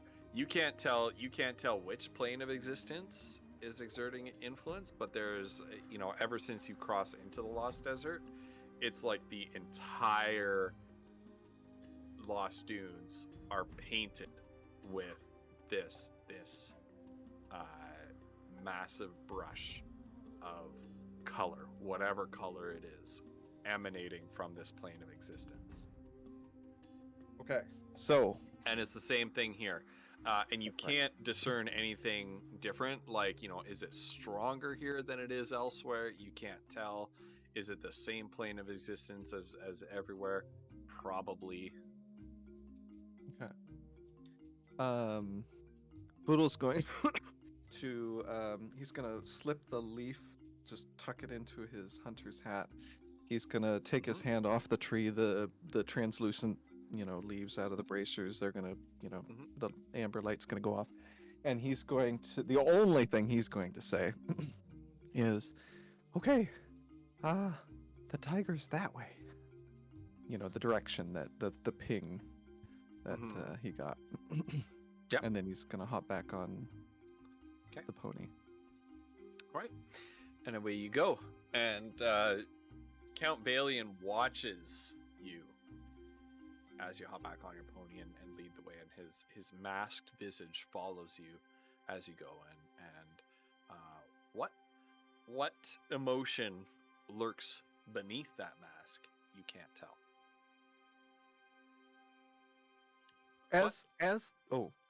As they're heading that direction, Foodle wants to, if possible, sort of bring his pony up alongside Balian and look up at him and say, as he sort of affixes the long range scope, because he's got 2 scopes. He's gonna affix the long range scope.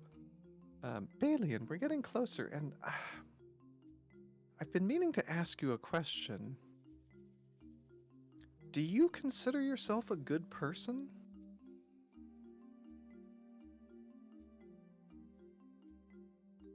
That is a very odd question. I must admit I'm somewhat surprised by it. I feel like it's a question I should ask more often. I suppose so. I would say that I try to be a good person when I can be. But we do live in a world that certainly challenges that, don't we? Boodle's gonna have a flashback to finding that gnomish village just chopped up in that clearing, and he's going to nod solemnly. And if possible, he wants to pay close attention to Balian's voice when Alright. he's answering that. Let's do it. Insight check. Disadvantage? Why disadvantage? Oh, well, we did disadvantage last time because Foodle can't like see his face. so we just didn't put him on. Yes. Okay, yep, disadvantage. Okay, well, I don't think there's any point in. Well, we'll see if I get a 1, but I got a 2. Ah, shit. Okay. So 7 total. Yeah. 7 total. You can't really pick anything out. Seems like he's telling the truth. Seems like he's playing it straight with you. Double check. I don't get advantage because we're in a forest, do I? I don't think I do. If you were to get advantage, you would still have to take that too, because disadvantage and advantage cancel each other out. Oh, But I that's don't true. think it's you the first get- one I rolled anyway, and it I has to don't be think you get related to insight. my favorite terrain. Yeah. It can't just be like, Yeah. oh, he gets advantage on wisdom stuff in Yeah. anyway. Yeah. So You can't lie to me while we're in a forest. yeah, we're gonna lure all of our sus people into the forest, and then Poodle Poodle just interrogate 'em. carries a little tree around with him, Yeah. just a little potted lime tree. Oh my god. Yeah. It's like Davy Jones with a bucket of water in the Pirates of the Caribbean movies. Like, I'm in the ocean. Yeah. No, you can't tell. The only thing you could tell is that he could be pulling a fast one on you. He could be hiding something from you. You wouldn't be able to tell. It's that darned mask. Like, not being able to see his face, not being able to see his expression, just hearing his voice. Right. Right. And what about you, Mr. Shepard? Do you consider yourself to be a good person? Yes.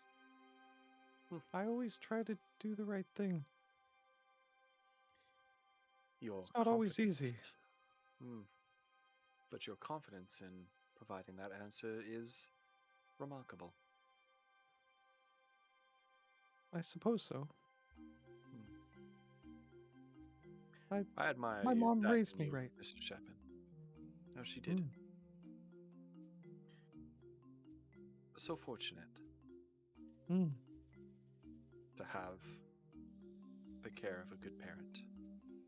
Yeah, I hope one day to reunite my parents. You guess- speak of your father. Yeah. You'll be able Excuse to. me, ma'am. Yeah. Yeah, I remember he would often at the end of a day, he'd come back from chopping down trees, hauling them back, and well, I guess not trees, he's a gnome. It's like, the littler ones. But at night we'd gather around the fire, like the whole village, and he'd put me on his knee and tell me like little fables, and I don't know, he instilled a very powerful sense of right and wrong in me. Hmm.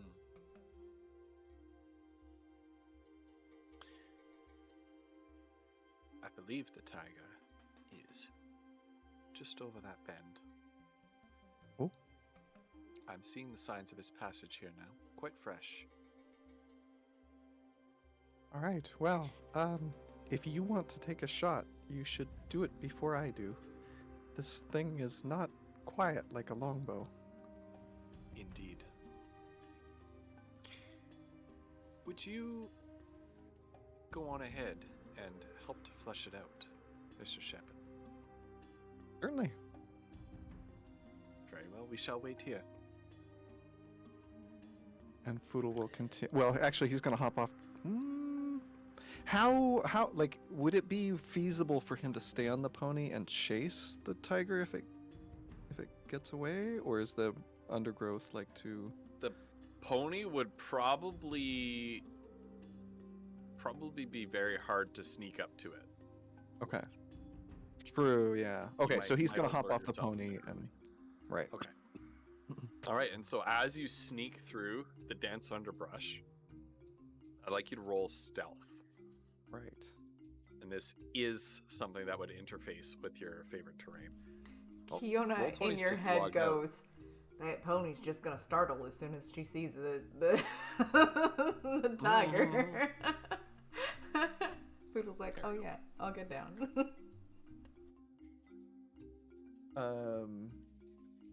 Okay, when you make your intelligence check related to your favorite terrain, your proficiency bonus is doubled. Difficult terrain doesn't slow your travel. If you're traveling alone, you can move more stealthily at normal pace. Oh, okay. Yeah. That's for like long distance travel. Right. Okay. It doesn't So say anything, basically, but I can yeah. So probably basically, get- roll stealth. Okay. Yeah, roll stealth, and then add your proficiency bonus to whatever you roll again. Okay. I don't know if I get proficiency on it though, or like I don't know if I get to double it. Do I? I'd love to. You have, yeah. It says your proficiency is doubled if you're Right. using a skill that you're proficient in. Oh, that's nice. So if you're proficient in stealth, Okay. then Okay, I see it. just roll it and then add your whatever it is. What's proficiency for you guys right now? +3. 3. Oh my Yeah. god. So there you Okay. go. 25. Yeah. So I'll add 3 to that.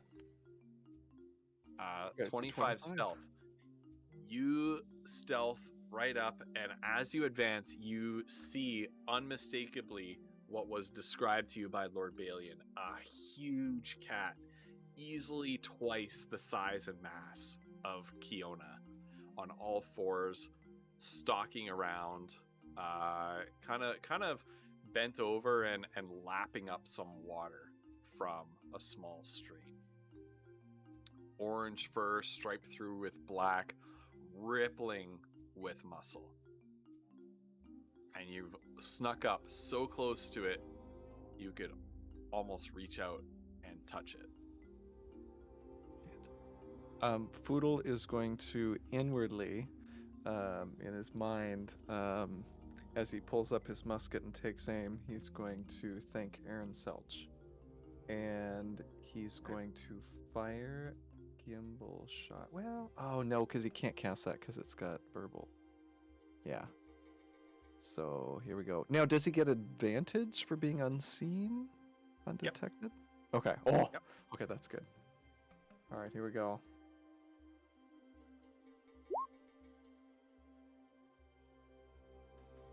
Dang, yeah, that hits. So the shot rings out. The musket ball pierces the tiger's haunch, and it rears up. Doesn't kill it, so it turns around and makes to attack you. When you hear a whistle in the air and an arrow comes down and pierces the creature's temple, right? Just shy of its ear. And the tiger gives a single jerk and then boom, falls into the dense grass, dead. And you look up the range and you see Lord Balian sitting there astride his horse, longbow in hand, and he calls out, "Oh, good sport, good sport. Here, Baines, please take this if you will." "Yes, my lord." And he takes the longbow back, and Lord Balian rides down with all the excitement of a school child to retrieve the carcass. Just to speed things along, the rest of the hunting party butcher the carcass of the tiger. They cut up the meat. They leave some of the remains behind for other forest animals and scavengers to pick at, and of course pull off the pelt and roll it up after cleaning it a little bit, tie it off with a couple leather straps, and they're going to bring that home with them. As you're riding home, Lord Balian is upright in his saddle and but seeming in quite high spirits at the successful hunt, but is quiet for most of the way. And about the point where you're closing in on a mile from the manor, he finally says, "Mr. Shepin, tell me, what would you do if you reunited with your father alive?" I'd give him the biggest hug I could. I'd tell him that his wife's alive, that she loves him, and she's been incredibly strong. And I would leave this bloody desert never to return. Well, okay, that's not quite true, but after we finished our business here, then I'd leave. And if you were to find out that he didn't make it, what would you do then? Finish our business here, and then go and tell my mom, and we could mourn him together. Just like that. Yeah.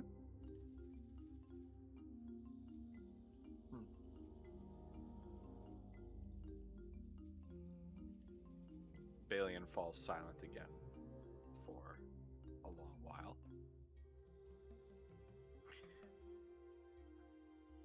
And I don't know how to handle this. I would like you to roll persuasion. I just want to see what happens. You don't need to say anything. Just roll persuasion. Poodle's just got that look in his eyes. Let's see. Okay, persuasion. +1. All right, come on. Ooh. Big money. There you go. Big roller. That is a 5 total. Okay.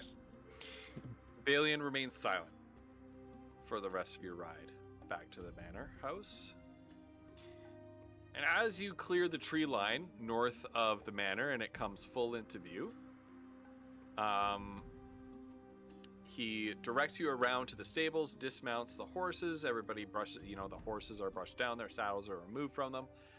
Everybody sort of packs everything up. And Balian turns to you, Foodle, and gazes at you with an imperceptible, inscrutable rather, stare through his mask. Mostly inscrutable because of the mask. And at length he gestures with his hands, and one of the hunting party servants brings the tiger pelt to you and hands it down to you. As payment, Mr. Shepin, for your crucial assistance in hunting the tiger, you may keep its pelt. Oh, well, thank you. And I have plenty of my own. Ah. And I shall see what I can discover about your father. thank you, and my uncle. And your uncle.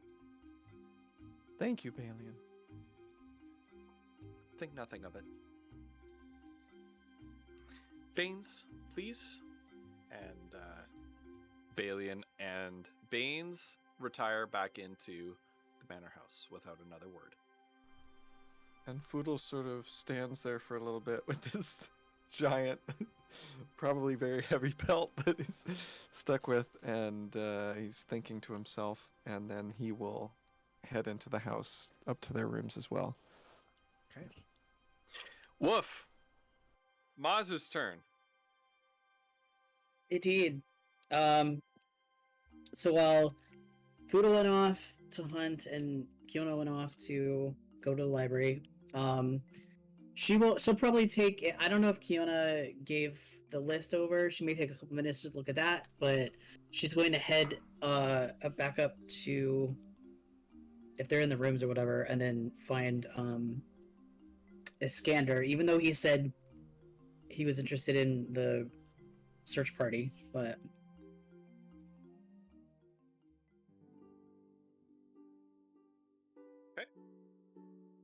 And Iskander is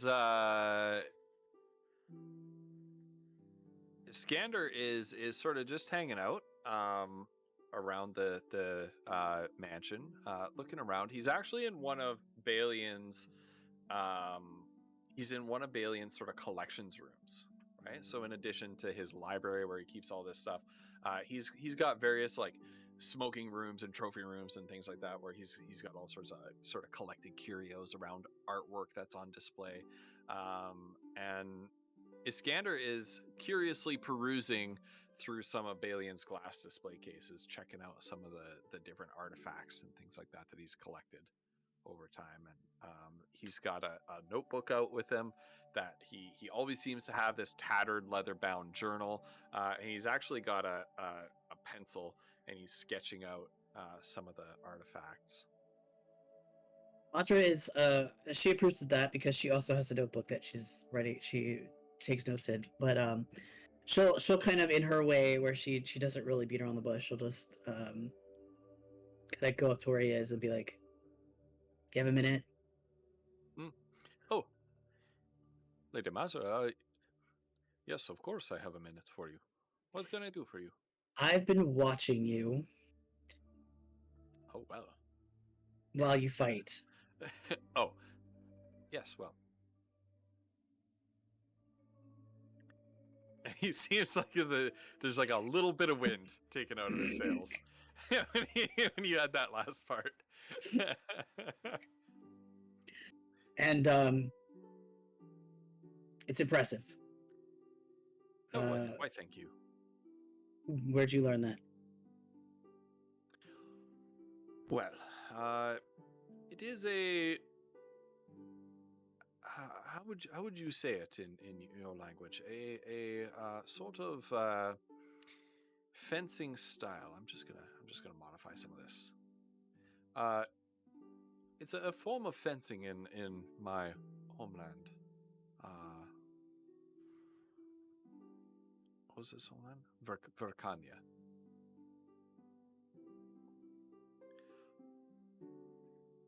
I doubt that the name of it would mean much to you. But if you're curious about it, why do you ask? I want you to teach me. Oh, very well. I'll pay you extra if I'd need be be. happy to. Pay me extra? Oh, no. I love to share knowledge. It's my entire raison d'etre in this part of the world. I'm actually quite flattered that you've taken a bit of a curiosity in my culture. Even if it's the steel edge of my culture, that is. Perhaps someday you could repay me by teaching me some of your techniques. It sounds fine. Oh, very well. Shall we find some space to practice then? Now it's good. Yes, very much so. Give me a few moments. Let's meet in the front garden where you encountered those beautiful boar hedge sculptures. They were beautiful on fire, I will say. Yes, well, a shame, but a necessary one.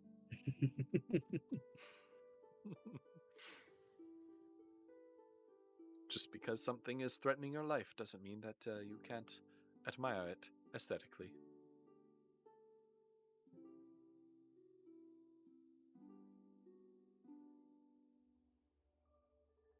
How does he even know? He heard about it after. He heard about it after. That's how, Megan. All right. Just give me a few moments to change, and I will join you shortly. And before long, he joins you down in the front garden by the fountain here.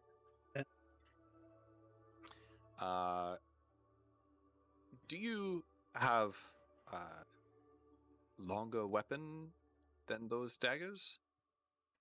Yes, and she does have a short sword, so she does keep it on her. And I think Okay. it's just a plain. It's not magic or Yeah, anything. So. it was an early Right. it was an She's early just been campaign. hanging I on think you to it. started with So. it. Mm. Yeah, I think you started with it. Or wait, Yes, yeah, well, this was just. Oh yeah, no, sorry. yeah. And so he draws his curved sword and he kind of sort of whips it around a little bit, showing off a couple easy, lazy sort of twirls and spins with his with one hand.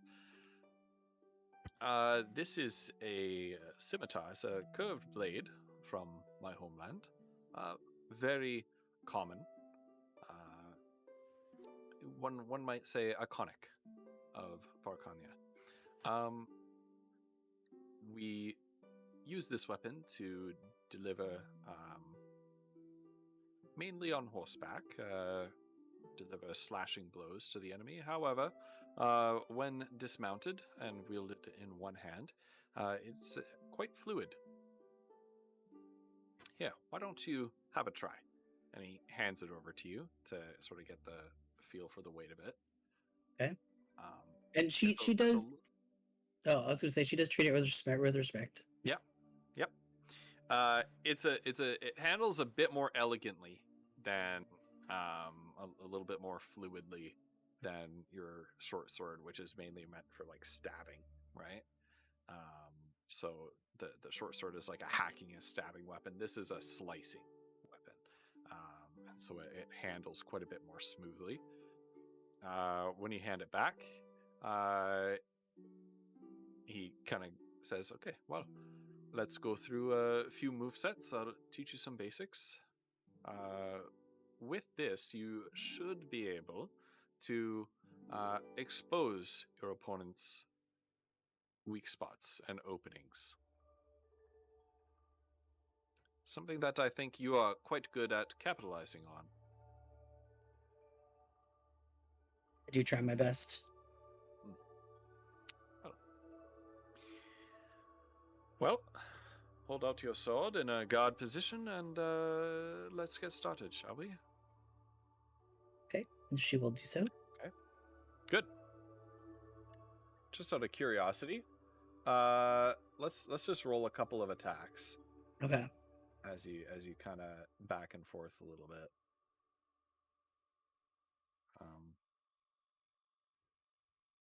Oh, Yeah, nice. Thank goodness it's a real combat. yeah, yeah. And Iskander, of course, opens with a crit. So you kind of lunge at him, and very quickly he just knocks your short sword out of your Right. hand. And I think the way Madra is like, she's generally very like blunt with how she goes about attacking, but I think she's very like she's observant of what he's doing. Yeah. And the way he accomplished this was he kind of started like this, but like quickly turned it around, Mm-hmm. and used his hand as like a pivot to pivot to change the direction Okay. of his sword swing, and so catch yours on the side in a way that just forced it right out of your hand. Okay. There's no deception in your attack, Master. You're very plain about your intentions, if I may say so.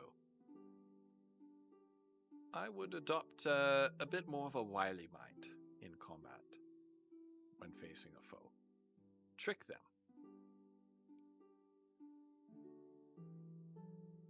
Fair advice. This time, why don't you attack me and keep that in mind? Okay. All right. Yeah. So she'll take a moment and think about it, and then Sure. try again. Just a plain roll. Yep. Okay. Okay. He beats you again. Look at this. All these Uh, greens. Yeah, yeah. He doesn't get advantage though. I just have Yeah, him set no. to roll advantage, right? So he didn't actually get that. But that's pretty good. I'm at a 50% crit rate tonight. You only get them when it doesn't matter. Exactly. And so you come at him with a feint. He moves to block it. You kind of twist your sword around from like a one of these into a one of these kind of thing, and but he's very quick to counter it. And you can see that this is somebody who's well schooled in this art, and in fact, it's not just somebody who's sort of learned to fight as a survivor. This guy is like a martial artist in a way. He's actually properly trained and educated in this. Yeah, and she's like fascinated. Much better, actually. So yeah. That's quite a bit better. One more time, Masra. Okay. Oh, yeah. This time, you've kind of got Iskander's number a little bit here, and you're able to actually you move in. He parries, and this time you use his sword as the pivot point to move the tip of your sword in for a stab. Kind of just stop short of his throat. Very good. Very good indeed.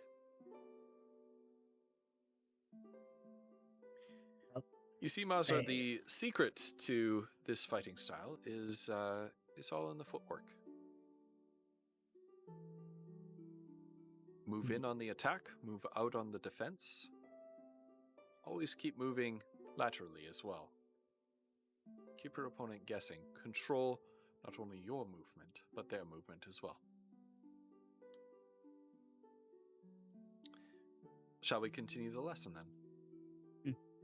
Yes. Okay. And you maybe Megan. GM secrets revealed. That's right. That's right.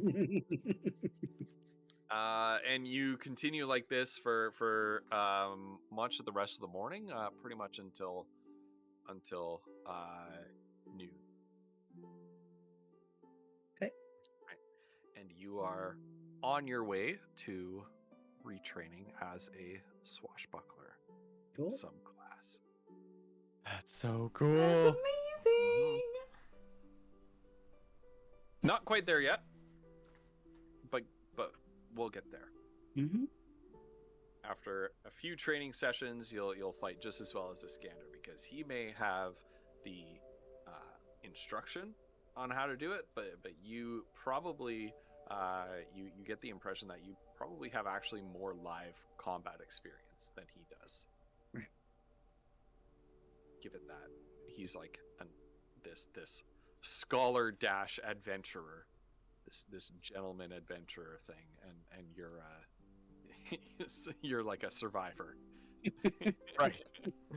Yeah. That's putting it kindly. Yeah. And sort of at the end of it, we fast forward to Iskander. He's sort of wiping the sweat from his brow with a towel, and most impressive indeed, Masra. I appreciate the instruction. Of course. Let us do this again sometime. If you wish to know more, I can teach you some advanced techniques next time. That'd be good. Very well. Shall we rendezvous with your friends? Are you going to be joining us this time? I think that I shall. I would like Alright. that very much. I don't want you three to have all the adventures on your own.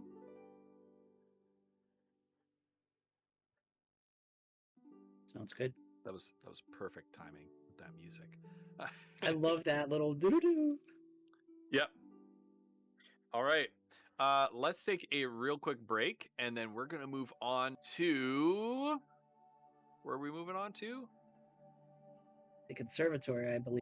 The conservatory. Heck yeah. Let's do it. Megan wants wine. Maybe I want whiskey. I don't know. Okay. I'll be back. I'll be back in 5. Oh my goodness, I'm having so much fun, guys. I know, Good this job. is amazing. Good job on those little interludes. Oh, I was muted for Oh. chat, but they could hear me. I'm sorry, chat. Thanks. I'll be right back. I was telling him to get you some wine and maybe get himself some whiskey for this next bit of stuff. I googled how much a tiger pelt would weigh, but nothing. It just came up with how much tigers weigh. I would guess 10 somewhere. pounds? I would guess heavier than that. I would say I if it was know. that big of a tiger, I would say 20. Okay.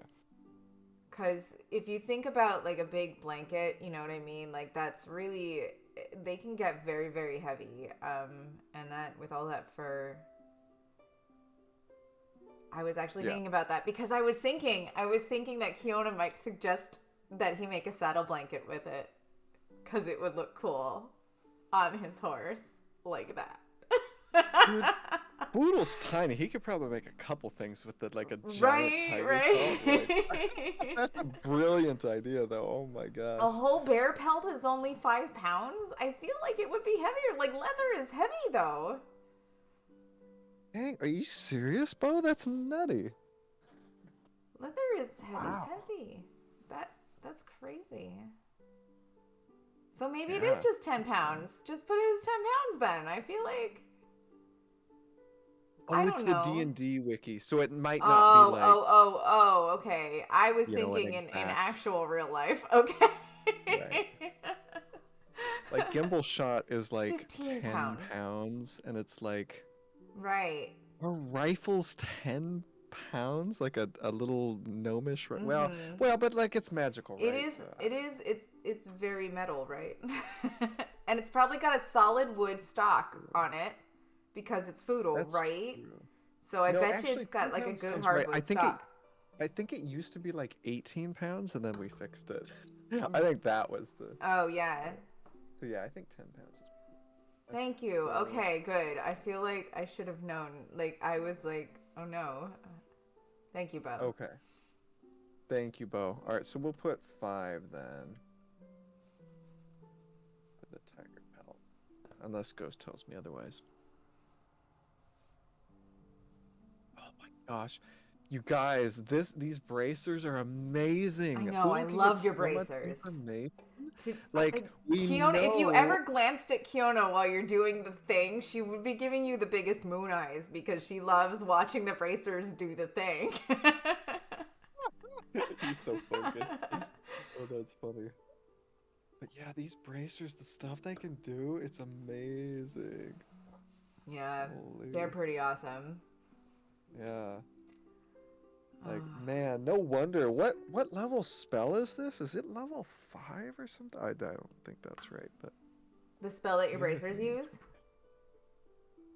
Oh, it is 5th level divination, yeah. Yeah. That's 5th level. nutty. Holy. Yeah. It's Powerful. so good, dude. Powerful. Like, and to be clear, I was curious, but like Foodle was like, you know, what is in this old ancient dank house? You know, like, Right? is there shit in the floorboards or whatever? Kiona doesn't even He have wasn't 5th levels thinking- yet, spells yet. That's crazy. Right. She should be close. You have 4th level, right? I have 4th level. I think next level I get a 5th level Yeah. spell, but I actually don't think I'm gonna take one. Hmm. You don't think you're gonna take a 5th level spell? Oh, that's right, because you have spells known, right? Right. No. So, because there are other ones that could be more useful, and I can always raise the level of some of the other spells I've got. So Yeah, you can that's- upcast. some Yeah. lower levels. So I feel like Yeah. the 5th level spells are not Yeah. for Kiona right now. I should say. Right. For the future, Kiona, Right. she probably wants some of them, but. Yeah. Okay. Good. Oh man, yeah. So 5 pounds sounds good to me. That sounds fine. Okay.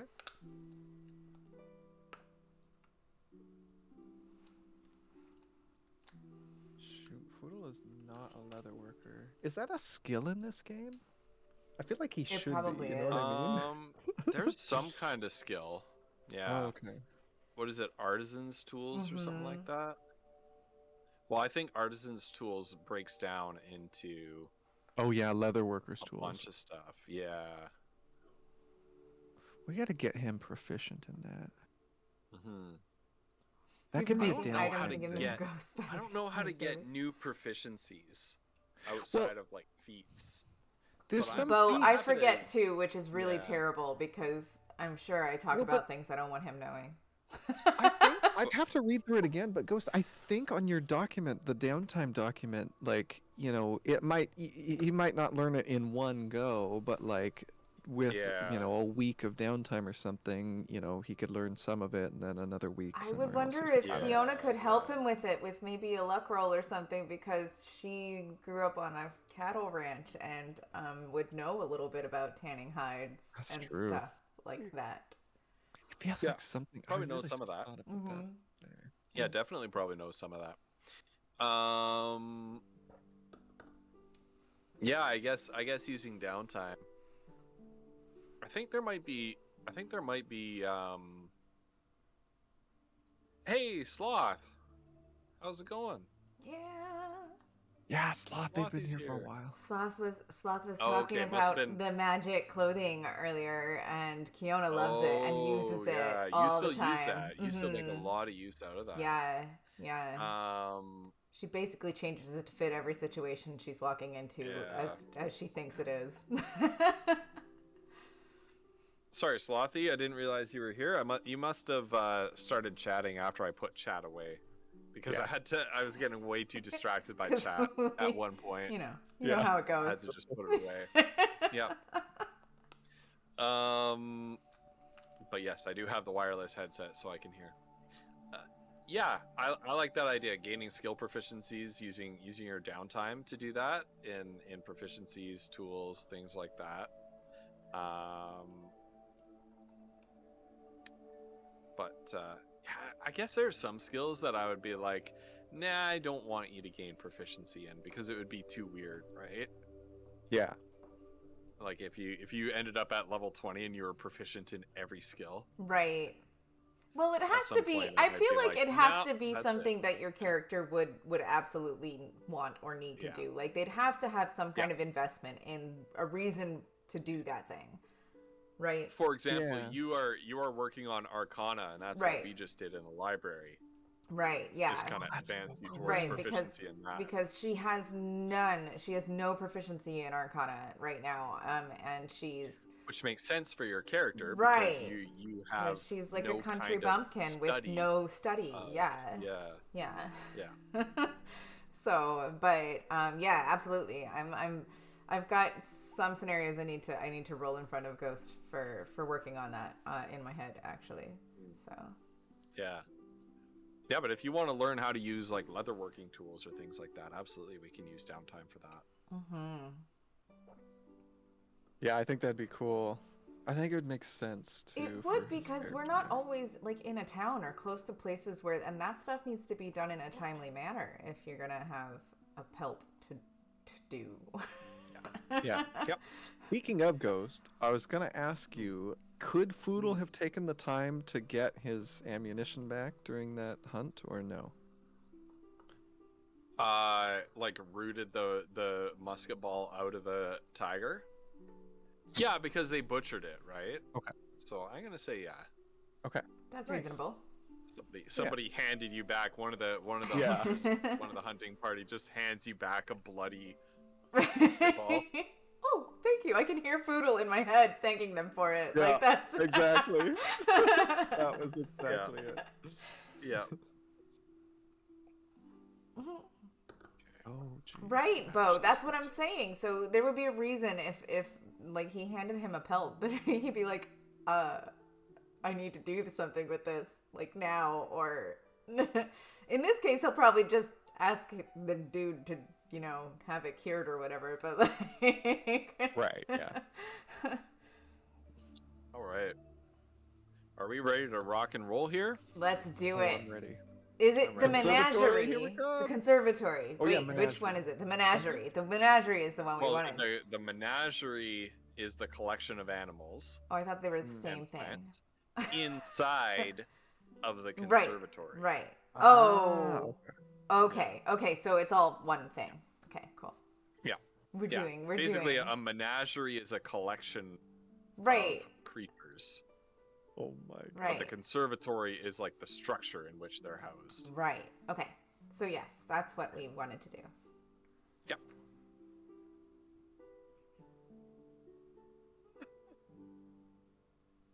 Jeez. Oh my gosh. Don't look at Those chat. will start to smell like Mazza eventually. Oh no. What? Oh no.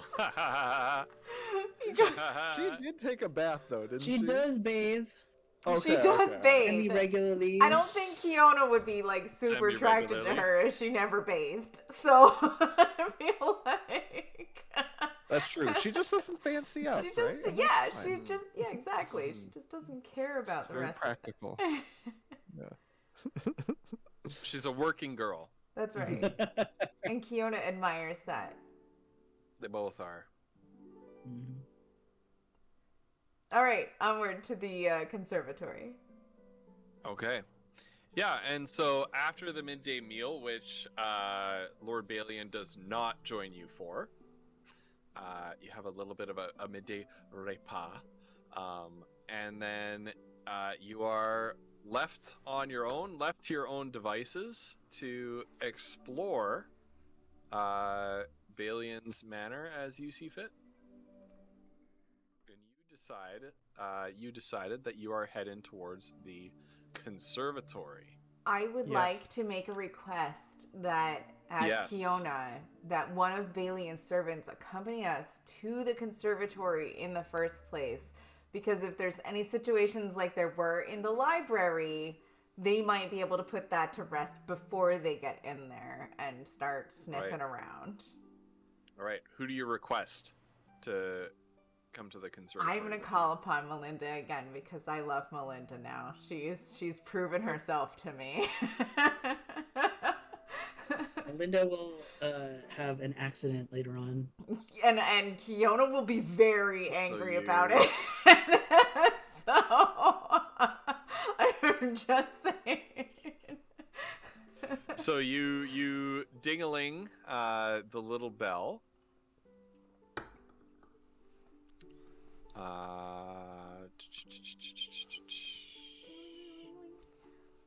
I need to get a little tiny bell. I actually might have one. I do. I've got little tiny bells because of the Tinkerbell costume I was gonna. It's amazing. Yeah. Okay.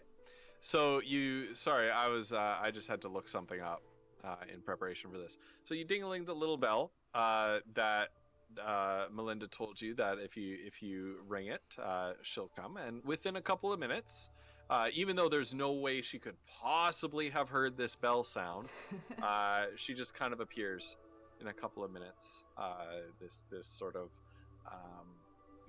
her cheeks stained with soot, her beautiful golden hair tied back, but nonetheless moves with an incredible grace that only an elf could possibly achieve, even though she's looking quite scrubby right now with her work. Yes, Kiona, can I help you? Miss Melinda, we were thinking about going and exploring the conservatory tonight, today. Oh, wonderful. But I was a little concerned about our issues in the library last night and how you helped me today with being Yes. able to see the library. So maybe could you come to the Yes. conservatory and maybe just make sure that nothing's gonna mess with us in that way tonight? Well, Today? I can tell you what. I can come and ensure that none of the mansion defenses or staff give you any trouble.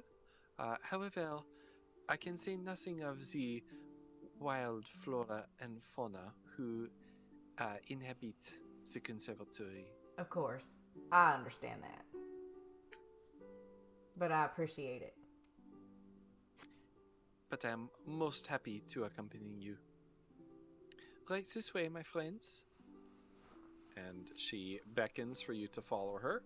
And you move over to the conservatory, this massive, like, basically 3-story high glass chamber. Foodle. Yes. On On our the way. way. Sorry. Yeah, Foodle Yep. has written down 2 things on a piece of paper. One is that he discovered using the power of Aaron Selch that there are no powerful undead in the area. And then the other is that Balian thinks that he is a good person.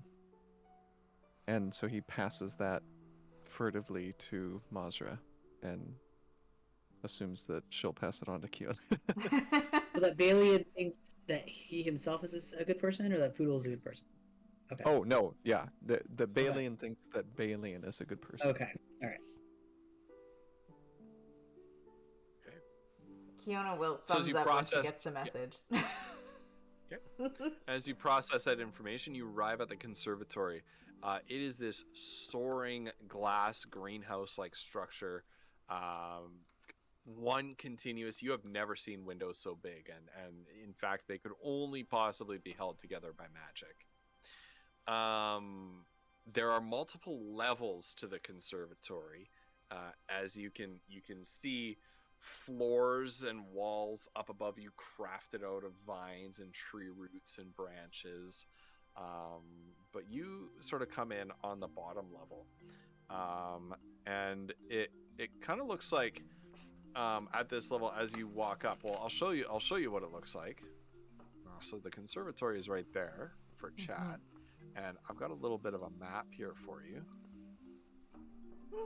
You come to the foot of what looks like a fortified structure.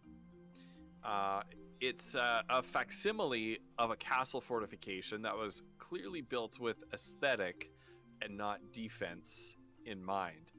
Nonetheless, the decorative battlements and iron portcullis are enough to keep the adventurers out. So you have this wall up here that looks like it has a walkway. You have some stairs. You got this iron portcullis right here, closed. Sitting up here at the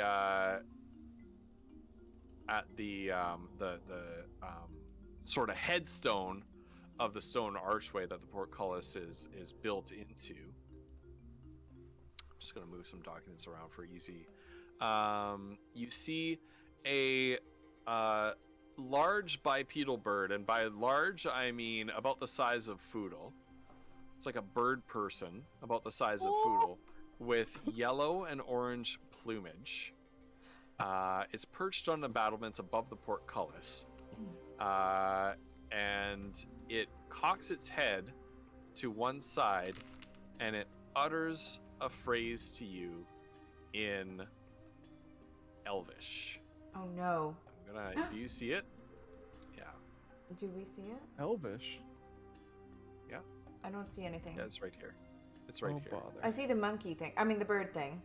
Sorry. It looks like a monkey. That's what I'm asking. Yeah. Oh, yeah. First of all, how dare you? I'm sorry. I'm sorry. I see Big Bird there. I meant no offense. That's two. That's two. The dungeon master will remember this. Listen, we all know Kiona is doomed in the end. It's fine. I gotta mean, keep my dice. So I gotta keep my just dice. know. So this is what Matt Mercer does when somebody on Critical Role pisses him off. He just goes, and then he rolls a die. He doesn't tell him what he's rolling. Generally, it's like adding hit points to a boss monster. I do or need to something. seriously message you, Ghost, and have a heart-to-heart about Kiona, though, at some point. So... That's fine. Do it. Do it. I'm ready. I'm ready for any of that stuff. So it cocks its head to one side, and it utters a phrase to you in Elvish. Not in a bird-sounding voice, but in the voice of, like, an adult male with an Elvish accent. I don't have the language thing because we retroactively went back and took that away. So. Oodle. Oh, go ahead. Nope. There's nothing I can do. Can we Oodle's bring gonna. that? Oh, go ahead. Well, Foodle's gonna look over at Mazra and Kiona after sort of pausing, waving at it, and going, Did either of you get that? No. Where'd that servant go? Oh yeah. She's standing right behind you. E- excuse me, Miss Mazra, but I am right here. Oh, sorry. I am not invisible. Yeah. Sorry, Melinda. No, not at all. Melinda, do you know what the bird said? Why, yes. Oh. Has a bit of an accent. It's a bit strange. But it said, tell me the password. Oh. Is it the thing we found in the library last night? I don't think so. I think Is it? I think it's Melon. Wait, what? Don't you dare. Don't you dare flirt with me. What? What? She leans over to Melinda. It's like, what's the Elvish word for friend? Oh my. Don't you I thought he said Bella, but I. Right, I yes, don't know. exactly. Sound There we like- go. It just happened. It just happens. The bird cocks its head to the other side and stares at you. Like, practically its head is like horizontal looking at you, and like a complete 180 degree tilt of its head from one side to the other, and it repeats the phrase again. Wait, Melinda, do you know the password? Is the password for the portcullis? I am not aware of any password. Kiona's Oh. gonna say it. Oh, wind, What? if winter comes, can spring be far behind?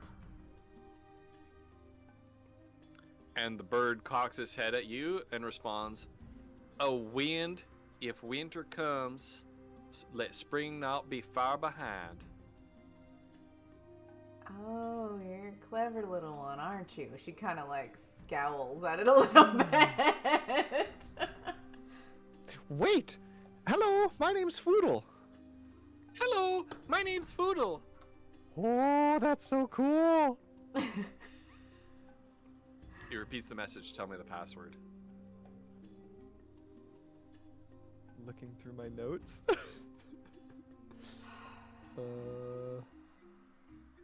And Majo look up at it and say, try and imitate it and say, tell me the password.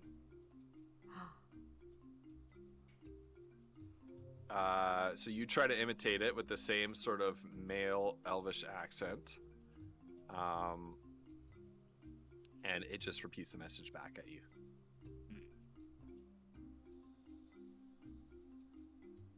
Oh my god. There Megan. is something about that voice. So, I've heard that voice before. You know that voice?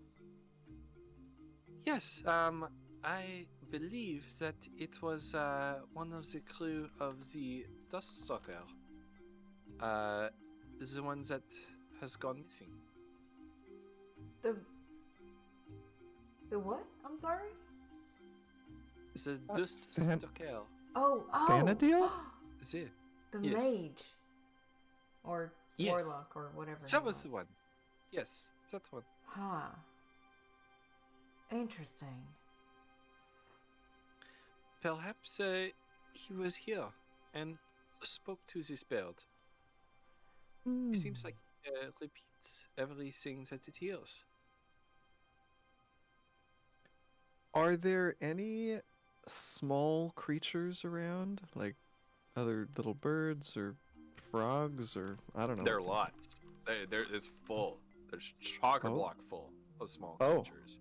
There are other birds perched on the edge here. There are little snails moving around your feet.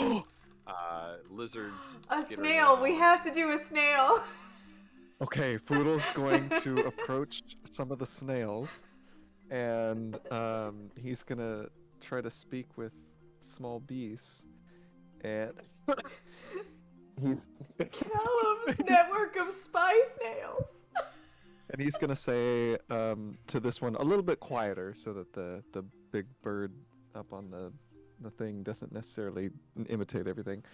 And he's gonna say, "Hello, my name's Foodle. Do you know With the speak small beasts, do they get to talk back? I have. Let me post it for you. I have no I idea. think this was the one where they can't talk They back. don't. Yeah, I think sounds they and just gestures. indicate. Yeah. Okay.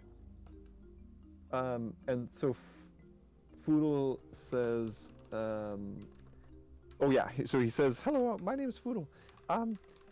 We need a password. Can you point us in the right direction? Any clues that could help?" The snail kind of looks at you with its eye stalks and kind of sizes you up like this, and then turns them both up towards the bird creature sitting on the battlements. Okay, thank you. Can Masha like investigate? What? For clues? No. Does the bird person No. look like a person? Like, does it have clothing? It looks like or a. It looks like a. what's its- No, it does not have clothing. Okay. It has clothing in this because that's the token I could I get. just, It I, doesn't- I just didn't. But that's what I'm asking. I'm asking for but information it's on what sitting, it looks it's like. sitting in a very childlike fashion. It's not perched like a Oh, bird. like on its butt with sort of its sitting feet with sticking its in front of legs it. dangling out. Yeah. Yeah. Can Foodle go up these stairs? Yes. Okay. So Foodle's going to start moving over this direction and then stop and then turn and look up at the bird and say, "Is it okay if I go up these stairs?" Cocks his head to one side and repeats the message in Elven. And then Foodle starts, "Oh no, where's All As right, soon my as you set foot on my the stairs, Oh, the bird creature flaps its wings and takes off and flies into the garden. Oh, what? wait, where'd it go?" Foodle's gonna start like running up the stairs. Oh, Foodle and Kiona will go up the opposite stairs. Wait. Maybe there's like a lever. Total stop. Oh, Stop. Okay. Back there. And as you're, I'll let you go there. Okay. And as you are walking, Foodle, actually roll, what's your passive perception? I have it right here. it gets big. I've got your passive perception here. Okay. I'm having a computer problem. I have to restart. I think. Oh no. Okay, our cameras Well, are let's gonna turn off the go cameras all for 1 wonky second. for the We'll- chat. yeah. That's just Okay, I will it's be just gonna right be back. Hang on. We'll fill you in when you're back. right. Uh, Ghost Pepper's like here a it is. mirror image. You know what I wish that it did when this happened? I wish that it did the thing where it like it's like you removes are sitting Ghost's like with the mirror nose like that. and it like squishes his Yeah. face. That'd be so good. It doesn't. Oh, It yeah, doesn't there you work go. like that. Yeah.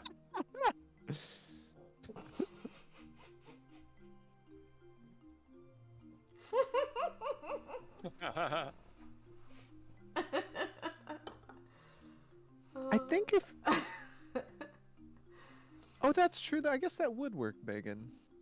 It might work. It doesn't. It depends on whether cameras are on or off, because it puts them on all in different positions when cameras are off. And I'm not sure if that would do it or. Well, I mean, it wouldn't matter whose position we were Right. in. You would just offset Yeah. us. That's fine. Oh, Thank you. perfect. Thank you, Megan. Oh my gosh, It does emote's work so that good. way. There's a formula to this camera setup thing, and I've got to figure it Oh out. my I've gosh. got to know, like, if it's this many people, this is the position they're going to be in, and it depends on what order they log in on. I really feel like that's a thing. But, no, it doesn't, because every time... I bet you it's alphabetical. Wait, Oh, is it? hold on. I got to Oh, look at... I Megan. have my cameras, like, listed 1, 2, 3, and 4, essentially. Thank you, so Megan. that's Megan dropped in here one. to fix the cameras.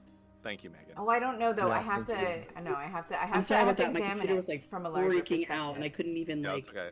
do It's okay. anything. So, all right. All right. Foodle, as you didn't miss anything because the cameras Okay. went funny and we became. I became obsessed. We with we the were fact that we there were like we mirror were maybe images getting a of little bit off the both track with the and camera.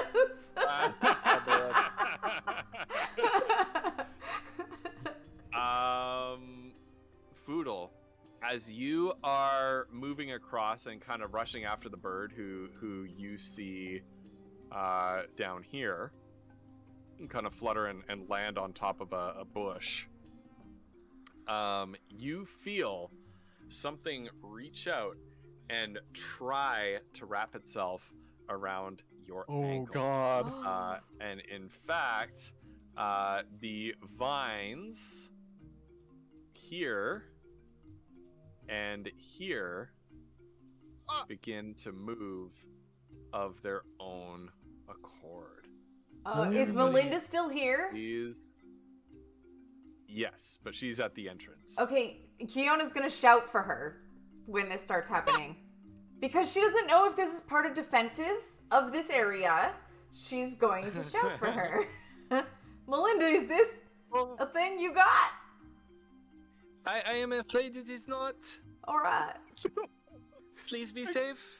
These are very dangerous assassin vines. Oh, Oh God. thank you. We'll do our best. Thanks You for stay the back warning, there. Melinda. Thank you. You're very welcome. Listen, it was worth the ask, okay? We didn't have to Oh, kill yeah. them. Oh, I gotta load absolutely. up some battle music here. Okay, I'm gonna have to. Should we get roll out. initiative? Yeah, I Yep, feel roll like this initiative, is a thing please. we're doing. Oh God. All right, here's my fake initiative. I'm gonna roll it This is. IRL. Should I roll initiative on an actual dice tonight? No, I'll just do it on the thing like I always do. There we go. It's not good. I should have used the actual dice. I find the initiative roll on Roll20 is usually pretty crap. Mm-hmm. Actually, I get decent rolls sometimes with it. I end up in the front of the queue for the fight stuff sometimes, which is really nice for Yeah. me because I can position myself in places to do things. The problem is, I remember when it rolls bad for me, but I don't remember where it rolls good for me. So I just always do it on my All right. Are everybody's good rolls correct? yes. Minus. Okay. Look at that. It's all been Mazur, what's your dexterity? It is higher than the vine, so you get to go first before the other 12. Right back at you, Foodle, Striker. It does not get a surprise round on you because you detected it with your passive perception. It attempted a stealth roll and it failed your passive perception. So you're up first. I'm just gonna go ah, and pull out gimbal shot, and he's going to he's gonna use a spell slot and say, "Oh well, look at you hiding there," and he's gonna cast Hunter's Mark, and he's gonna. Oh, I wonder. He's gonna fire at this thing with gimbal shot. Okay. Yep. Okay. And if that's a hit, 17 hits. okay. And is he gonna do anything else? I think he's going to. Oh! Shoot. Okay, he's gonna try to step away from it. Well, actually, what he's gonna do is go 5, 10, 15, 20. Yep. And then So that is going to incur an opportunity attack. shoot. Okay. Yeah. I should have known. And it is going to attempt to hit you with its constrict. Oh God. Oh. Okay. Hold on. There's a little bit of a technical problem here. I have the attack macros set up wrong, which happens from time to time.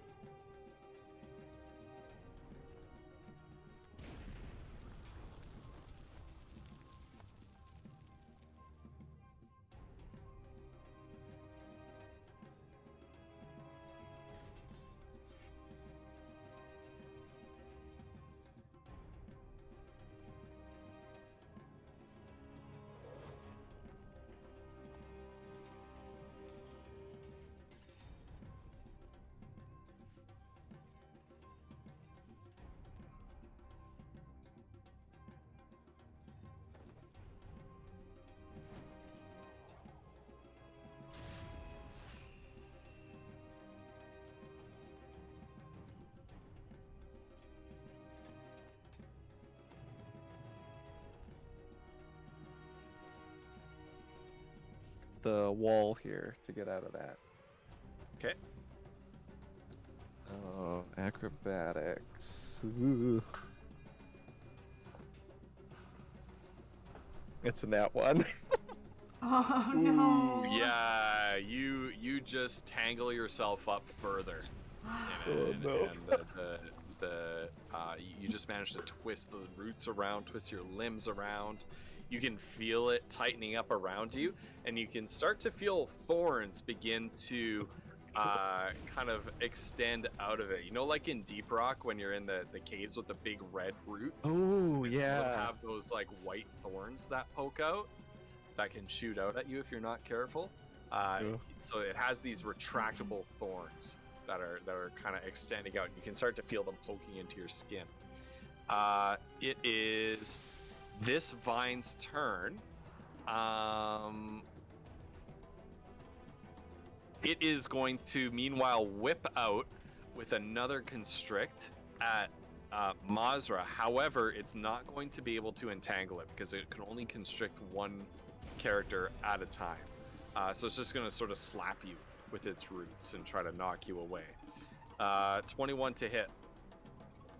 Yeah, 11 bludgeoning damage. So Mazra, this other vine, as you watch it wrap itself around Foodle, another sort of plant-like appendage whips out, clocks you in the jaw. You see stars explode from your eyes as you take 11 bludgeoning So is that damage. 6? Yeah, if you have it, yep. Yep. Yep. Okay. Okay. Oh, did you Alright, go and- for Excander as well? Oh yeah, I forgot to do that. Oh yeah.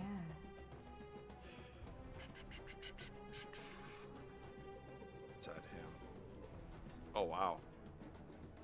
Yeah, he should have gone. He should have gone first. But that's the Vine's turn. And we'll go for Iskander now. Iskander, he sees this and he kind of shouts out, Kiona, look out!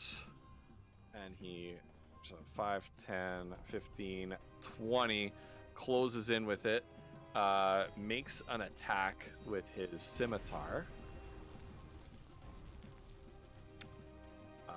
15 hits.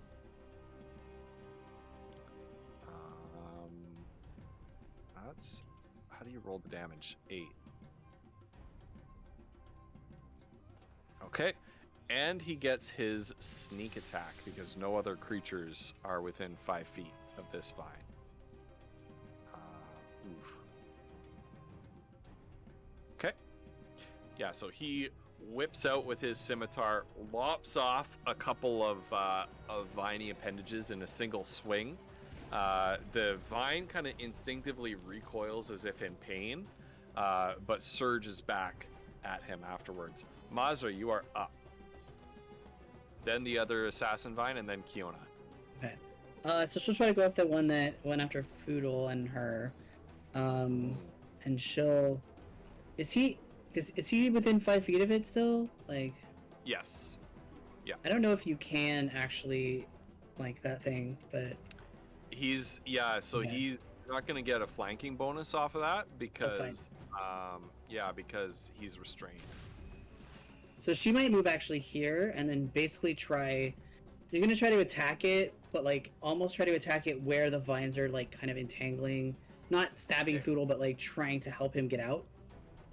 Okay. I will allow you to make an attack roll. In this case, it will deal no damage, but it will allow Foodle to make another check at advantage if your attack succeeds. Okay. Just roll the regular. Just Like roll a regular weapon? attack roll, yeah. Okay. Yep. Okay, a 15 hits. Foodle, you Okay. can make another attempt to escape with advantage. Okay. Holy crap, that's huge. Oh, please. Okay, that's not ideal. Oh my god. Thank you, Mazra. Jeez. 18 plus 7 for a 25. Nice. All right, yeah. Mazra slices through a few of the vines. It's enough that it's not able to completely constrict you anymore. It's loose enough that you can kind of squirm your way out. Mazra, move bonus. Can she try to do like a separate like bonus attack on it? Yep. Okay. Yep. Oh. Ooh. Okay. Good. Now, we had made a ruling. You did roll max damage. No. Right. No. No. No, you didn't roll max damage. A 7 would be max damage on that. So we did Okay. make a ruling that critical hits are max damage on the first die, plus you get to roll a second die. So that is a 7 plus 3 would be Okay. max damage. So that is Alright. a 10. All right, and then she also gets savage attack, so that's another dice. Mm-hmm. So I guess that's a D4 because it's a thing, right? Yeah, the weapon die would be a D4. Okay, so 3, and then yeah. Okay. Any move? No, she's gonna stay here. Okay. All right. This assassin vine, 5, 10, 15. This one is going to use an ability called Entangling Vines. And the roots in the ground that are climbing, the roots and the vines and the ivy that are climbing all over this wall, kind of begin to stir and come to life, and begin to grab at Iskander's and Kiona's feet. A creature in that area, so that's both of Iskander and Kiona, when the effect begins, must succeed on a DC 13 strength saving throw or be restrained by entangling vines and roots. A creature restrained by the plants can use its action to make a DC 13 athletics check, freeing itself on a successful check. The effect ends after 1 minute, or when the assassin vine dies or uses entangling vines again. Okay, so Kiona, strength saving throw, if you please. And Iskander as well. Oh, fuck yeah. Holy shit. Woo. Kiona, you're able to dance out of the way, but Iskander was too close to it and too focused on sort of grappling with this thing that he's caught off guard by the another shoot of roots and vines coming up out of the ground and wrapping itself around his legs. It's got me. It's got me! And he starts hacking away with his scimitar in futility at it. And Iskander is now restrained, which I believe the restrained condition means attacks have disadvantage. Is that right? So his attacks have disadvantage, attacks against him have advantage. Yes. Kiona, you are up, Foodle on deck. Okay, so about how thick is this vine? How many inches would you say this vine is? Couple. 2 inches wide, maybe? Something? Sure. Around there? Sure. That's decent. Yeah. Alright, okay. Kiona is going to use the rope dart of multiplicity, and she is going to use the ability that it has to split into 3 darts to try to get the vines that are around Iskander's leg in an attempt to help free him. Okay.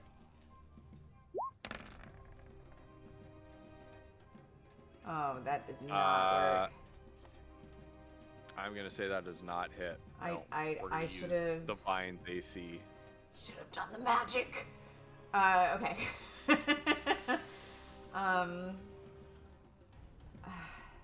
I don't think she can go anywhere, can she? She can go places.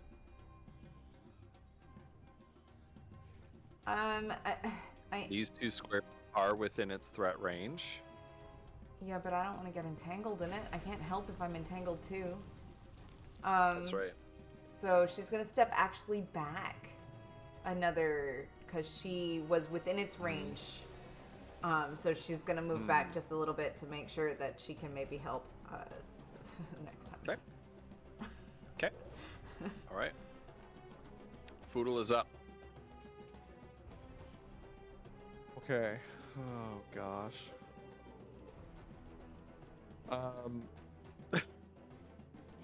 Poodle's gonna use one of his. Okay. So first things first, he's gonna release Gimbal Shot. He's gonna give a thumbs up to Mazra. He's gonna release Gimbal Shot to reload. He's gonna pull out the woodcutter's axe, and he's gonna one-hand that, and then he's gonna pull out the statue of Aaron Selch, and he's gonna expend a superiority dice to make a quote-unquote menacing attack. I don't think it's gonna work, but basically he's gonna say, "Kneel before the power of Aaron Selch," and he's going to attack this thing with the woodcutter's axe. Let's see. Oh, Ooh. God. Okay, did I use that? Yeah, I did. Okay. And he misses. Aaron Selch might not be with you on this one. You get the feeling, you're attacking nature here. Plants are sometimes plants might be carnivorous too. Yeah, oh god. And that is his turn. Okay. Oof. We're off to a rough couple first turns here. Iskander's up. Iskander can use his action to attempt that strength saving throw. That strength saving throw is 30. Like, he has to roll an actual 13 though on the dice. He's got like a 40% chance of making this roll. Versus attacking at disadvantage. He's gonna attack the Assassin Vine at disadvantage.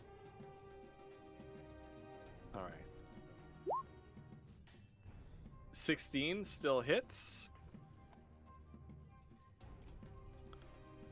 And now he doesn't get his sneak attack because it's as long as he's not at disadvantage.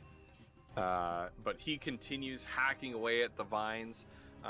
He's not having the same kind of he's not able to fight with the same level of finesse that you're used to seeing him.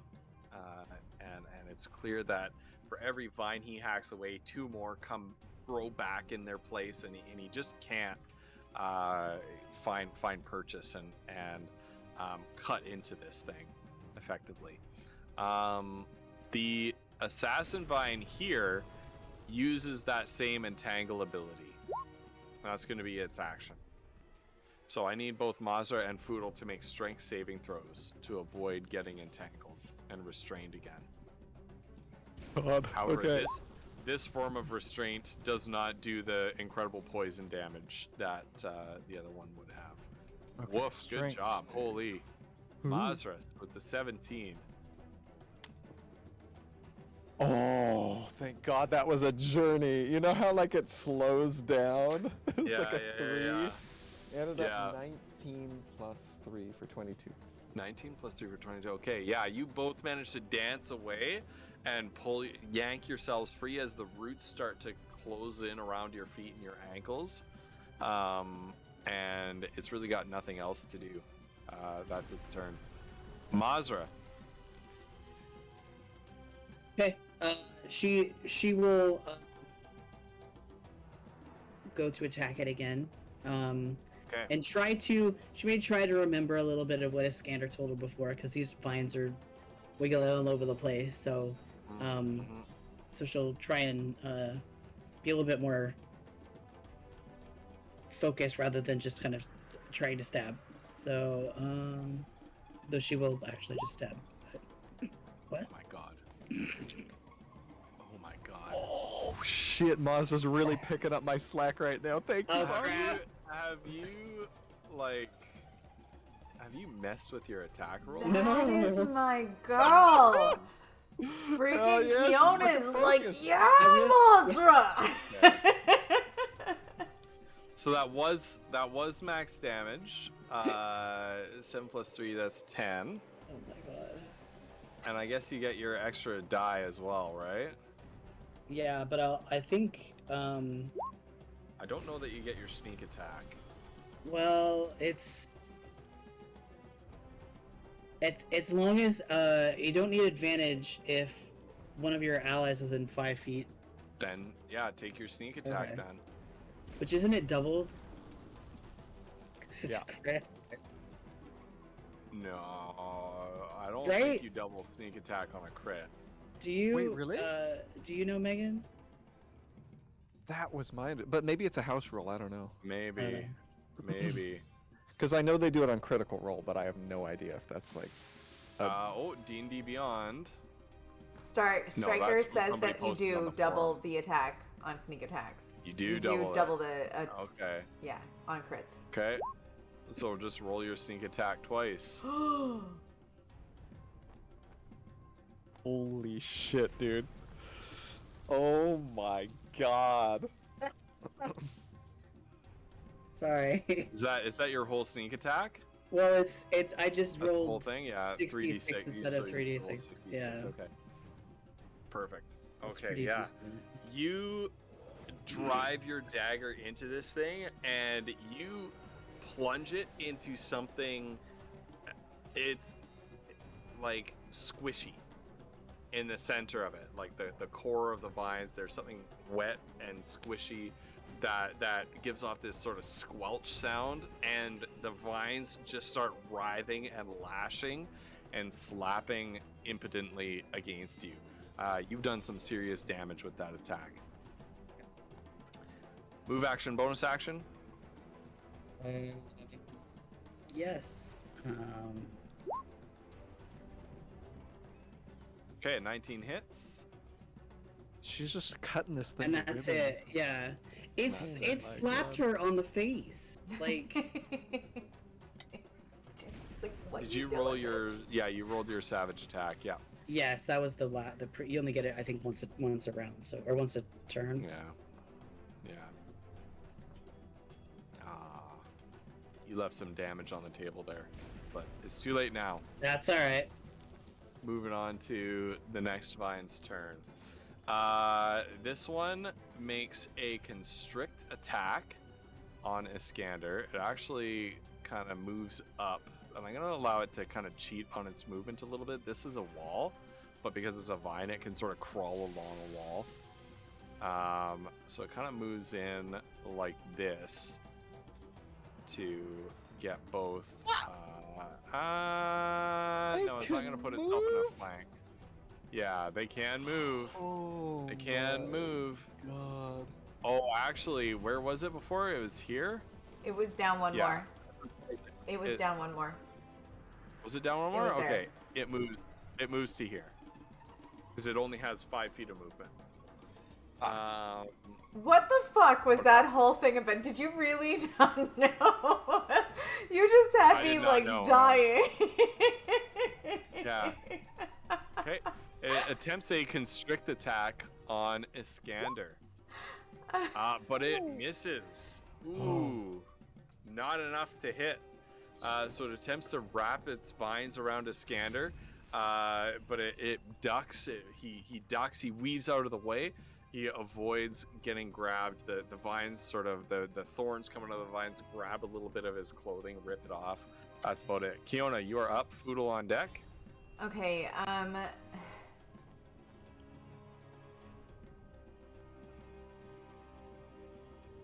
she's gonna, out of nowhere, wildly just say, "Oh, when winter comes, can spring be far behind," just to see if it works. Okay. It does not work. Okay, and then she's gonna immediately try to cast. The vines don't seem interested in pretentious Okay. poetry. She just had to try. Your She's gonna, sister? She's gonna scorching ray the vines, and she's going to do it. Yes, she's gonna do it with an empowered spell, which means she can spend one sorcery point to reroll a number of damage die up to her charisma. Wait, here, I'll just post it. Up to her charisma shit. modifier. Charisma bonus. Okay. Okay. And I have to use the new rolls. She And is your going charisma to. modifier is what? It's charisma's 3, yes. So I can reroll 3 of the Okay. damage die. Yeah. So the other thing is when she casts it, I feel like this isn't unreasonable for her to be able to cast like the first couple at the one in front of her, and then if it dies, cast the third one at the other one. Like if she perceives that Yeah. it's dying or whatever Sure. at that Yep. time. So that's Yep. what she Yep. wants to do. So you're going after the nearest one to you first? Yes, the one that's on Iskander. Okay.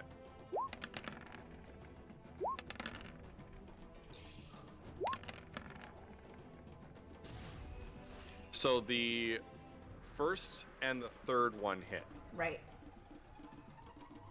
And if you want to maximize damage on this thing, you'll have to aim them both at this. At Okay. the one in front of you. Yeah. Yeah. If, Okay. if it's not dead, she's definitely aiming them all there. Okay. Do you want to re-roll either of those two dice? Yes.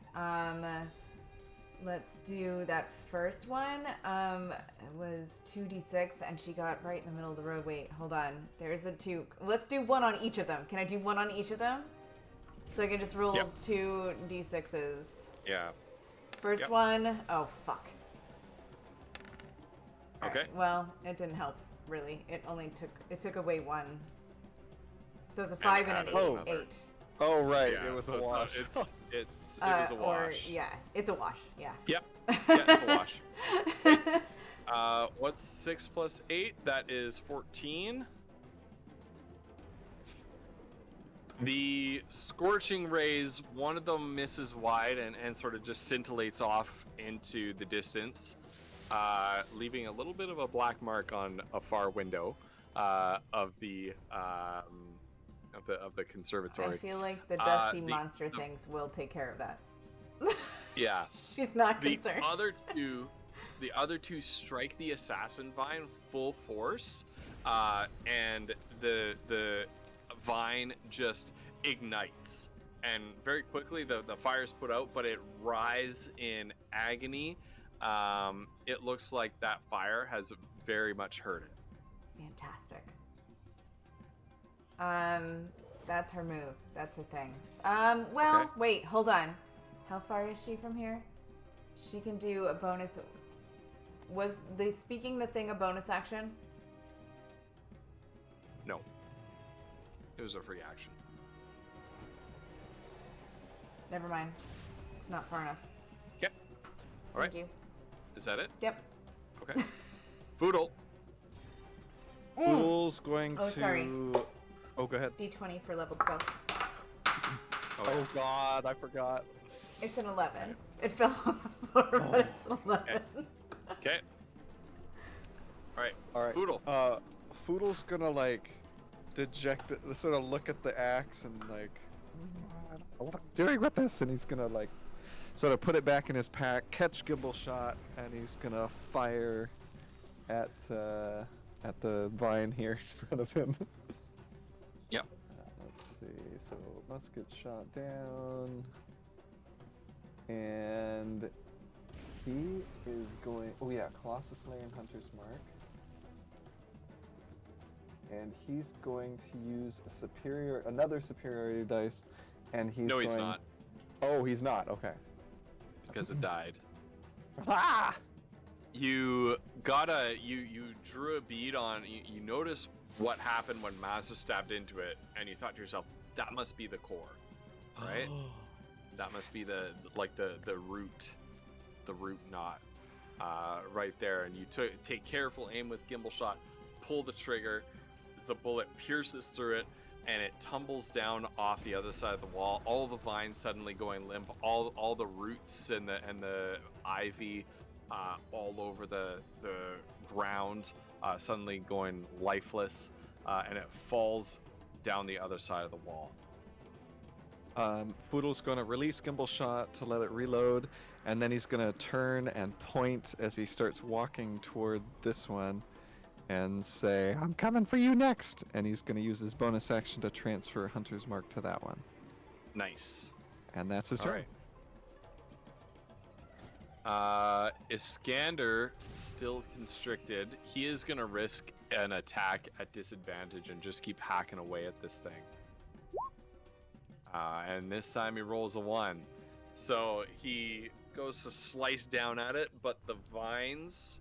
Can I luck? Can I luck it him? Can seems I luck like- him? Can I bend luck for him? You can. Do I want to? Never mind. I shouldn't. It's probably gonna get Is worse it a from D4? here on out. It's Is it 1d4. D4? You got a 50-50 shot with a 1d4.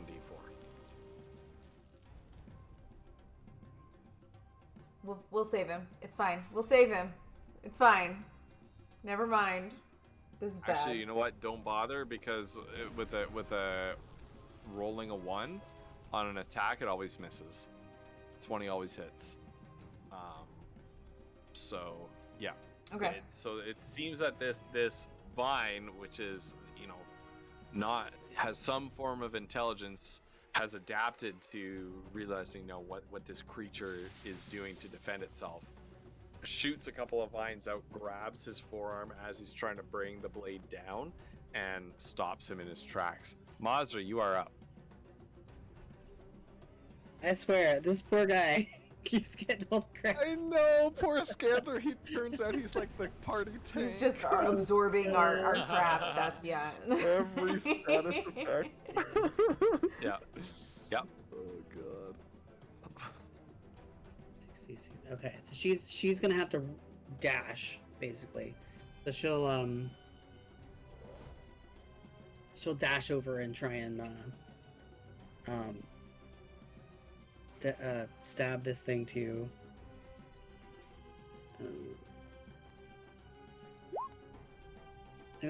17 hits. Okay. You get advantage. Well, I don't, because is he? No, he's Oh, restrained, so you don't he's get restrained. it. Of course. Although it doesn't matter though because he's within. But 5 you still feet, get your so- sneak. Yeah, you still Yeah, get your okay. sneak, but you don't Oh, get to nice. try to roll for another crit. Okay, there we go. Not again.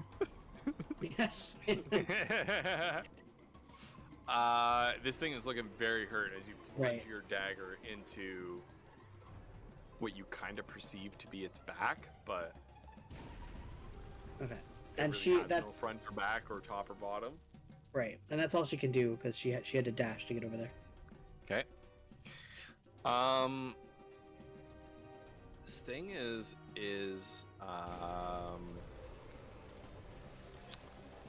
let's see. It is gonna try constricting Iskander again. This time it hits. Oh god. This time it hits. And how do we handle this if it's rolls 2d6? I'm gonna say that's a full 12. Yeah, I was gonna say. 12 plus 4 is 16 plus 5 is 21 damage Yikes, on dude. Iskander. And he uncannily dodges, right? What level do you get that at? I have it at Come on, it's thank like God. level. He would have that. Okay. Oh, thank God! I was so just joking. I don't- 21 divided by 2 is 10. Okay. Yeah. And so the vines wrap around him, you hear him start to as the vines tighten up and start to cut off his airways. Kiona, you are up. I'm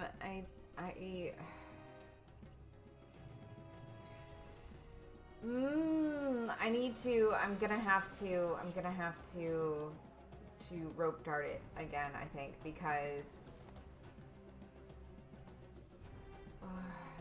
yeah, I think I'm gonna have to try rope dart again. I don't want to burn another spell slot right now, if possible, if it's almost dead.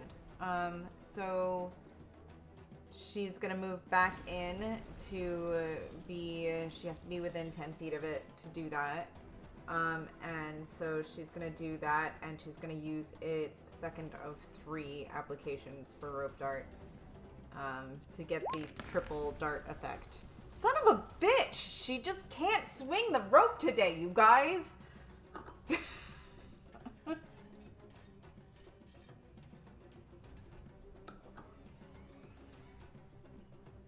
Oh man, yeah. You just can't.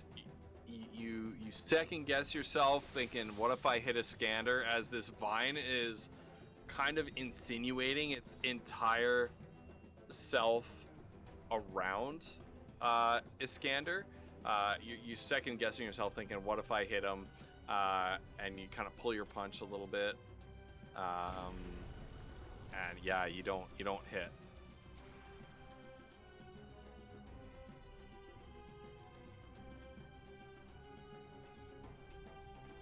She really doesn't have, I don't think she has anything that she can do outside of that. Just be disappointed that that didn't work.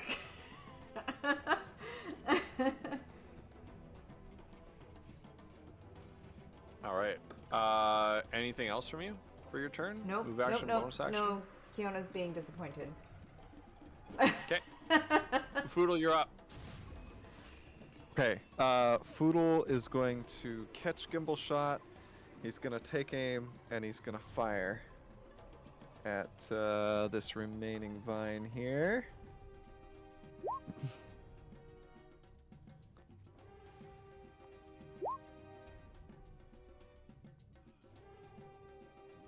Yeah, Chad is sort of like, I mean, maybe it depends on the context, but I think It does Chad's depend on the context, yeah.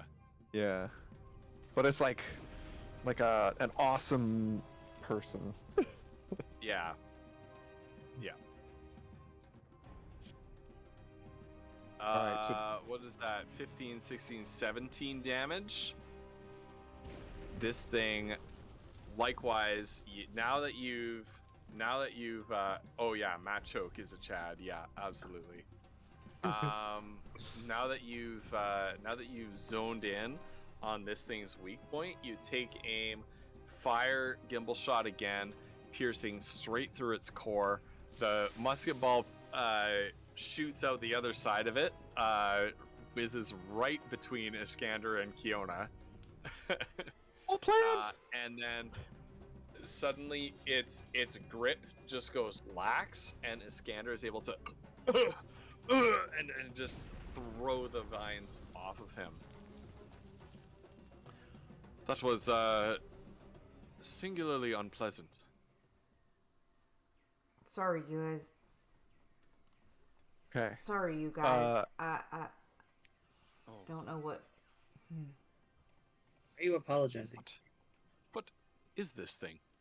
And Iskander seems, once he's able to catch his breath, he actually seems more curious about the vine than anything, and kind of sort of bends down, looks it over, picks it up. I've never seen anything like this before. What do you Yes, mean? Count Balian truly has wonders in his garden. Do you think he's watching us right now?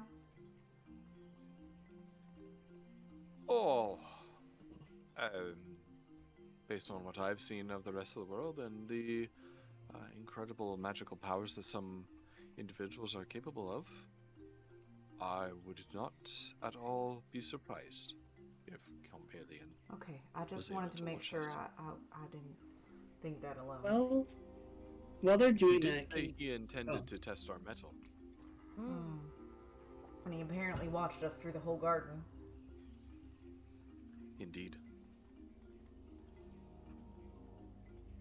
Does Foodle recognize this thing? Roll a nature check.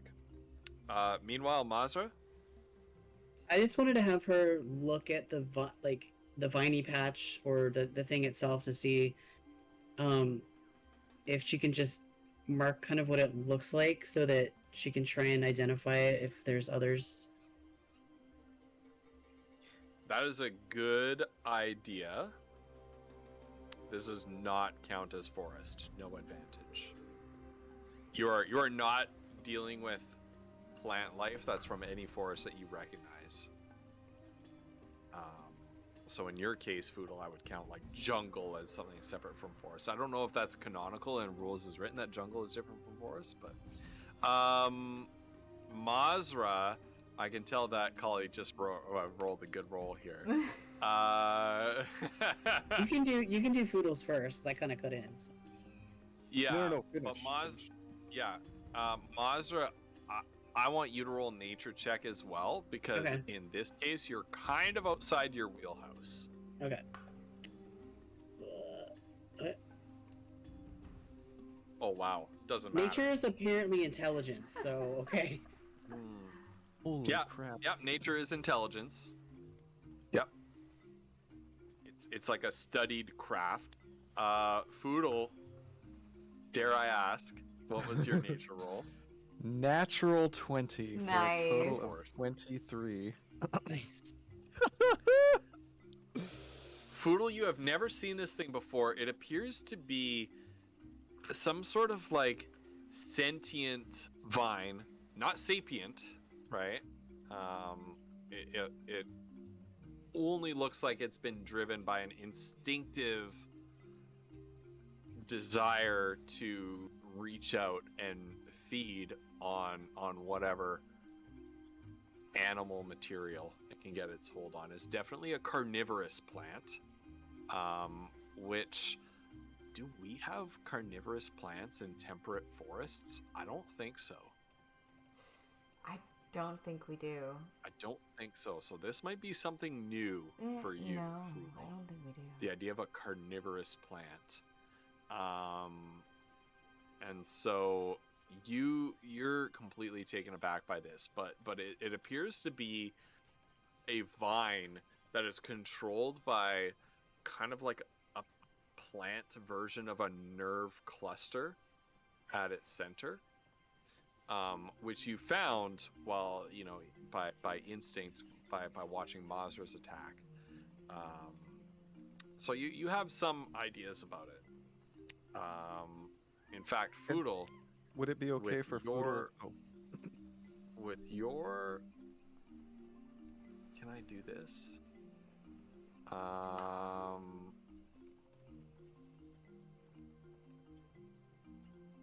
I am going to share the monster manual entry with you. dang. That's cool. So you can check it out if you want to. Can you see it? I think it's just the picture, which is pretty cool. You should be able to see the character sheet too. Do you have a character sheet tab? Can you? It's just bio and info, which is just a picture. Oh, interesting. So I can't Yeah. show this to you. That's okay. Here's a question though. Can Foodle? So Foodle's certainly never seen anything like this. But Foodle's uncle was like a traveling trader. He was like a tinkerer, always making stuff that he'd go off and sell. Could Foodle say like, my uncle told, heard stories of such things or something like that? Yeah, he would have heard stories. He would not have traveled far enough to have No. firsthand No, information about this. So that's what Foodle says as he like pokes Yeah. it with his foot and stands up. Mazra and Foodle, with your roles, Mazra, I'm not giving you this level of info because you're just not trained in nature the way Foodle is. So even with your very high roll, you're just not going to get this level of information to be able to. Oh, good night, Bo. Night, Bo. To be able to like make some of these connections and this sort of anatomical kind of analysis of it, but both you and Foodle do learn to see some sort of telltale signs of what is an assassin vine and what is not. And so these assassin vines are now going to have let's see, they have this ability, false appearance. It is indistinguishable from a normal plant. So it is indistinguishable from a normal plant. But when you pass close to one and it tries to make a reach for you, it's going to have disadvantage on its stealth checks to overcome your passive perception. Both of you. That's so cool. That's pretty sweet, you guys. So it's very hard because it has that false appearance ability. It's gonna, I'm not quite able to give you the ability to pick it out from other plants at a distance at this point, but it is gonna have disadvantage on trying to overcome your passive perception to get the drop on you from now on. Oh, That's good. we should be more careful. I'm sorry, you guys. That was my bad. It's fun, Foodle. Oh, Yeah. We I can- assume we'll find you more of these see- things. yeah. You Who knows what see- we'll find in here? Down in the courtyard, all the way down here, the bird creature staring up at you, cocking its head to one side, and repeating that elvish phrase again in the voice of an adult elvish male. Give me the password. And that is actually where we're going to end for tonight. What? Because it's 10 o'clock I just and had a genius idea. Okay. We do have a ways to go. I'm sure we do. No. Oh my I god. expected we were gonna spend an hour arguing with this bird. Yeah. Are you gonna send us the scroll that you gave Kiona from the other person, from the other group, with their things that they tried? Oh, I think Ghost had said that we were gonna work that out. Right, we're gonna differently. work it out. I have theories as to this bird thing. And I feel like there's maybe a memory to be had about reading through that, so maybe. Probably not. Well, you Are you can gonna- ask me a question if something is on the scroll, and I'll give you an answer. Is there an answer to this bird on the scroll? Yeah, no, ask me that in DMs. Oh, Okay, alright, I see. Okay. Yeah, that's me. Well, I'll tell you that right now. There's nothing about this bird on the scroll. Okay. Man, do you guys think that like, what was his name? Vanadil?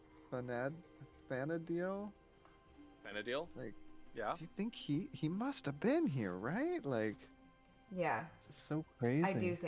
I do think, and I think that there's the answer to this is I think a lot of things, you guys, that are potentially not true, but I'm really good at red herring myself, even if there's no red herring to be found. So, just a thing. Wine time, my girl. Cheers. I love that emote so much. Ghost, is this a time where Foodle could spend, I can't remember, if it's 5 or 10 minutes, trying to regain half his spent ammo? Yes. Okay. Peter, just in time. Just in time. Yep. Fishing up, Pete. Sorry, bud. Peter. Oh, Ghost. Do I round up or down? Round down. It was 3. Okay. Okay. Do you... Sorry, bud. Oh, that's fine. I think that. I mean, it's you're like. I think that's totally fair. I just gotta make a decision, right?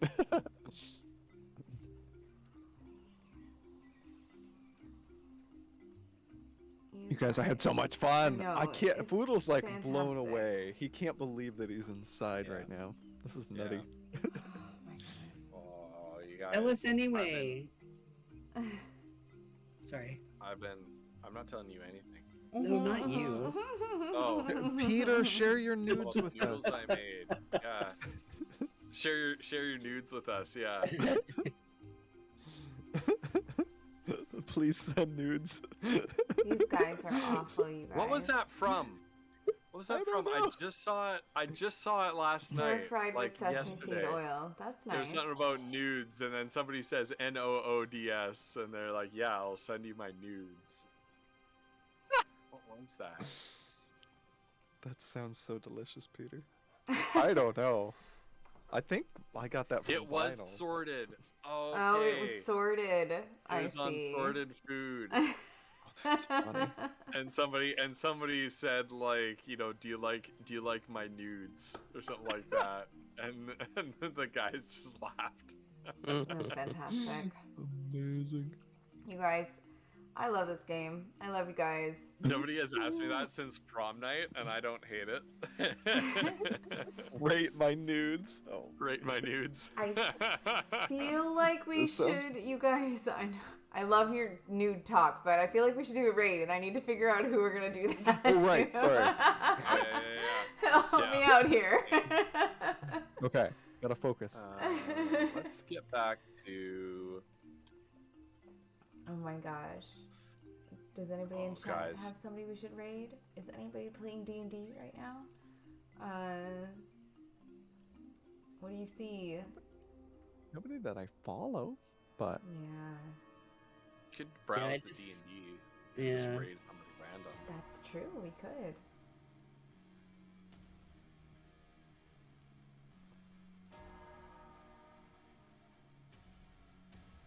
You guys- Flitter is not distracted by my nudes. I have that effect on women. Listen, That- Flutter that has lack seen of it all, effect. so Flutter just doesn't. She's like, yeah, fine, but we have other things we gotta do right now first. amazing. Flutter always appreciates the nudes, but only in the right time for those. Any other time. Right, Striker, that's what I'm saying.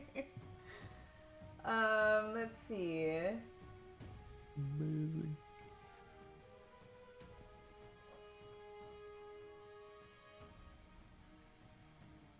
Dungeons and Dragons. Um, You don't want to raid somebody too big. Oh, I was looking at a channel, but they literally just got rated, so I was like, oh. yeah. Oh, this Winds of Chaos. They look like nerds They though. look like a bunch I know, of right? freaking Like, nerds. yikes, dude. There's session 17, Trial of the Depths. Constibeta? Ooh. They've got 8 viewers right now. Let's We do can it. try it, right? Mm-hmm. They're Let's using do it. Roll20, so I know that much. Yeah. Right. Sounds good. All right, Yeah. let's see. Let me put this in the chat here. Let's rate this random stranger person. I'm not rating Critical Role Vinyl. No. Oh my god. I'm sure they'd welcome us in with open arms. Right. They probably don't Yeah, so have they'll them say even our turned names. on. Yeah, they don't. Critical Uh, Role, like they don't look at chat at all. I don't Yeah. think they have the capacity to even look at chat No. while they're doing their thing. They've got their mods. Can we get a D&D raid Uh, message up here? Oh my god, it's just happening. Bye, guys. We love you. Well, Oh wait, well, no, we you got get. Okay, I was gonna say I don't know. I saw the lots thing of going time. down, and I don't know Don't how these. panic. I'm only new to Don't raiding panic. people. I don't raid people at all ever, so I don't know what's happening. I saw a thing moving, and I was like, no, there's a timer. Oh my gosh. Okay, let's do this raid. Can we get a raid? Thank you. There we go. D&D raid. Thank you, Vinyl. Oh my god. Vinyl, I So love gross. you. Buy in 3 minutes.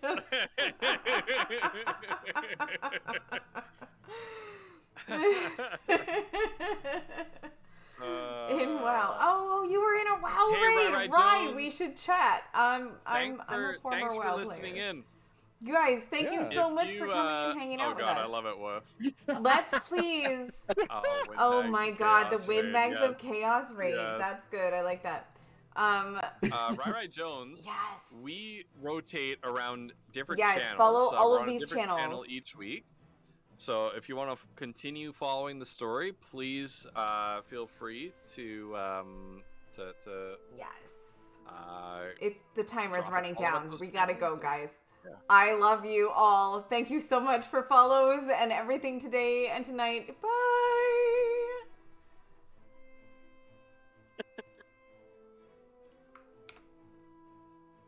Oh no, it didn't copy my raid message. Oh, I didn't change the window. Jesus.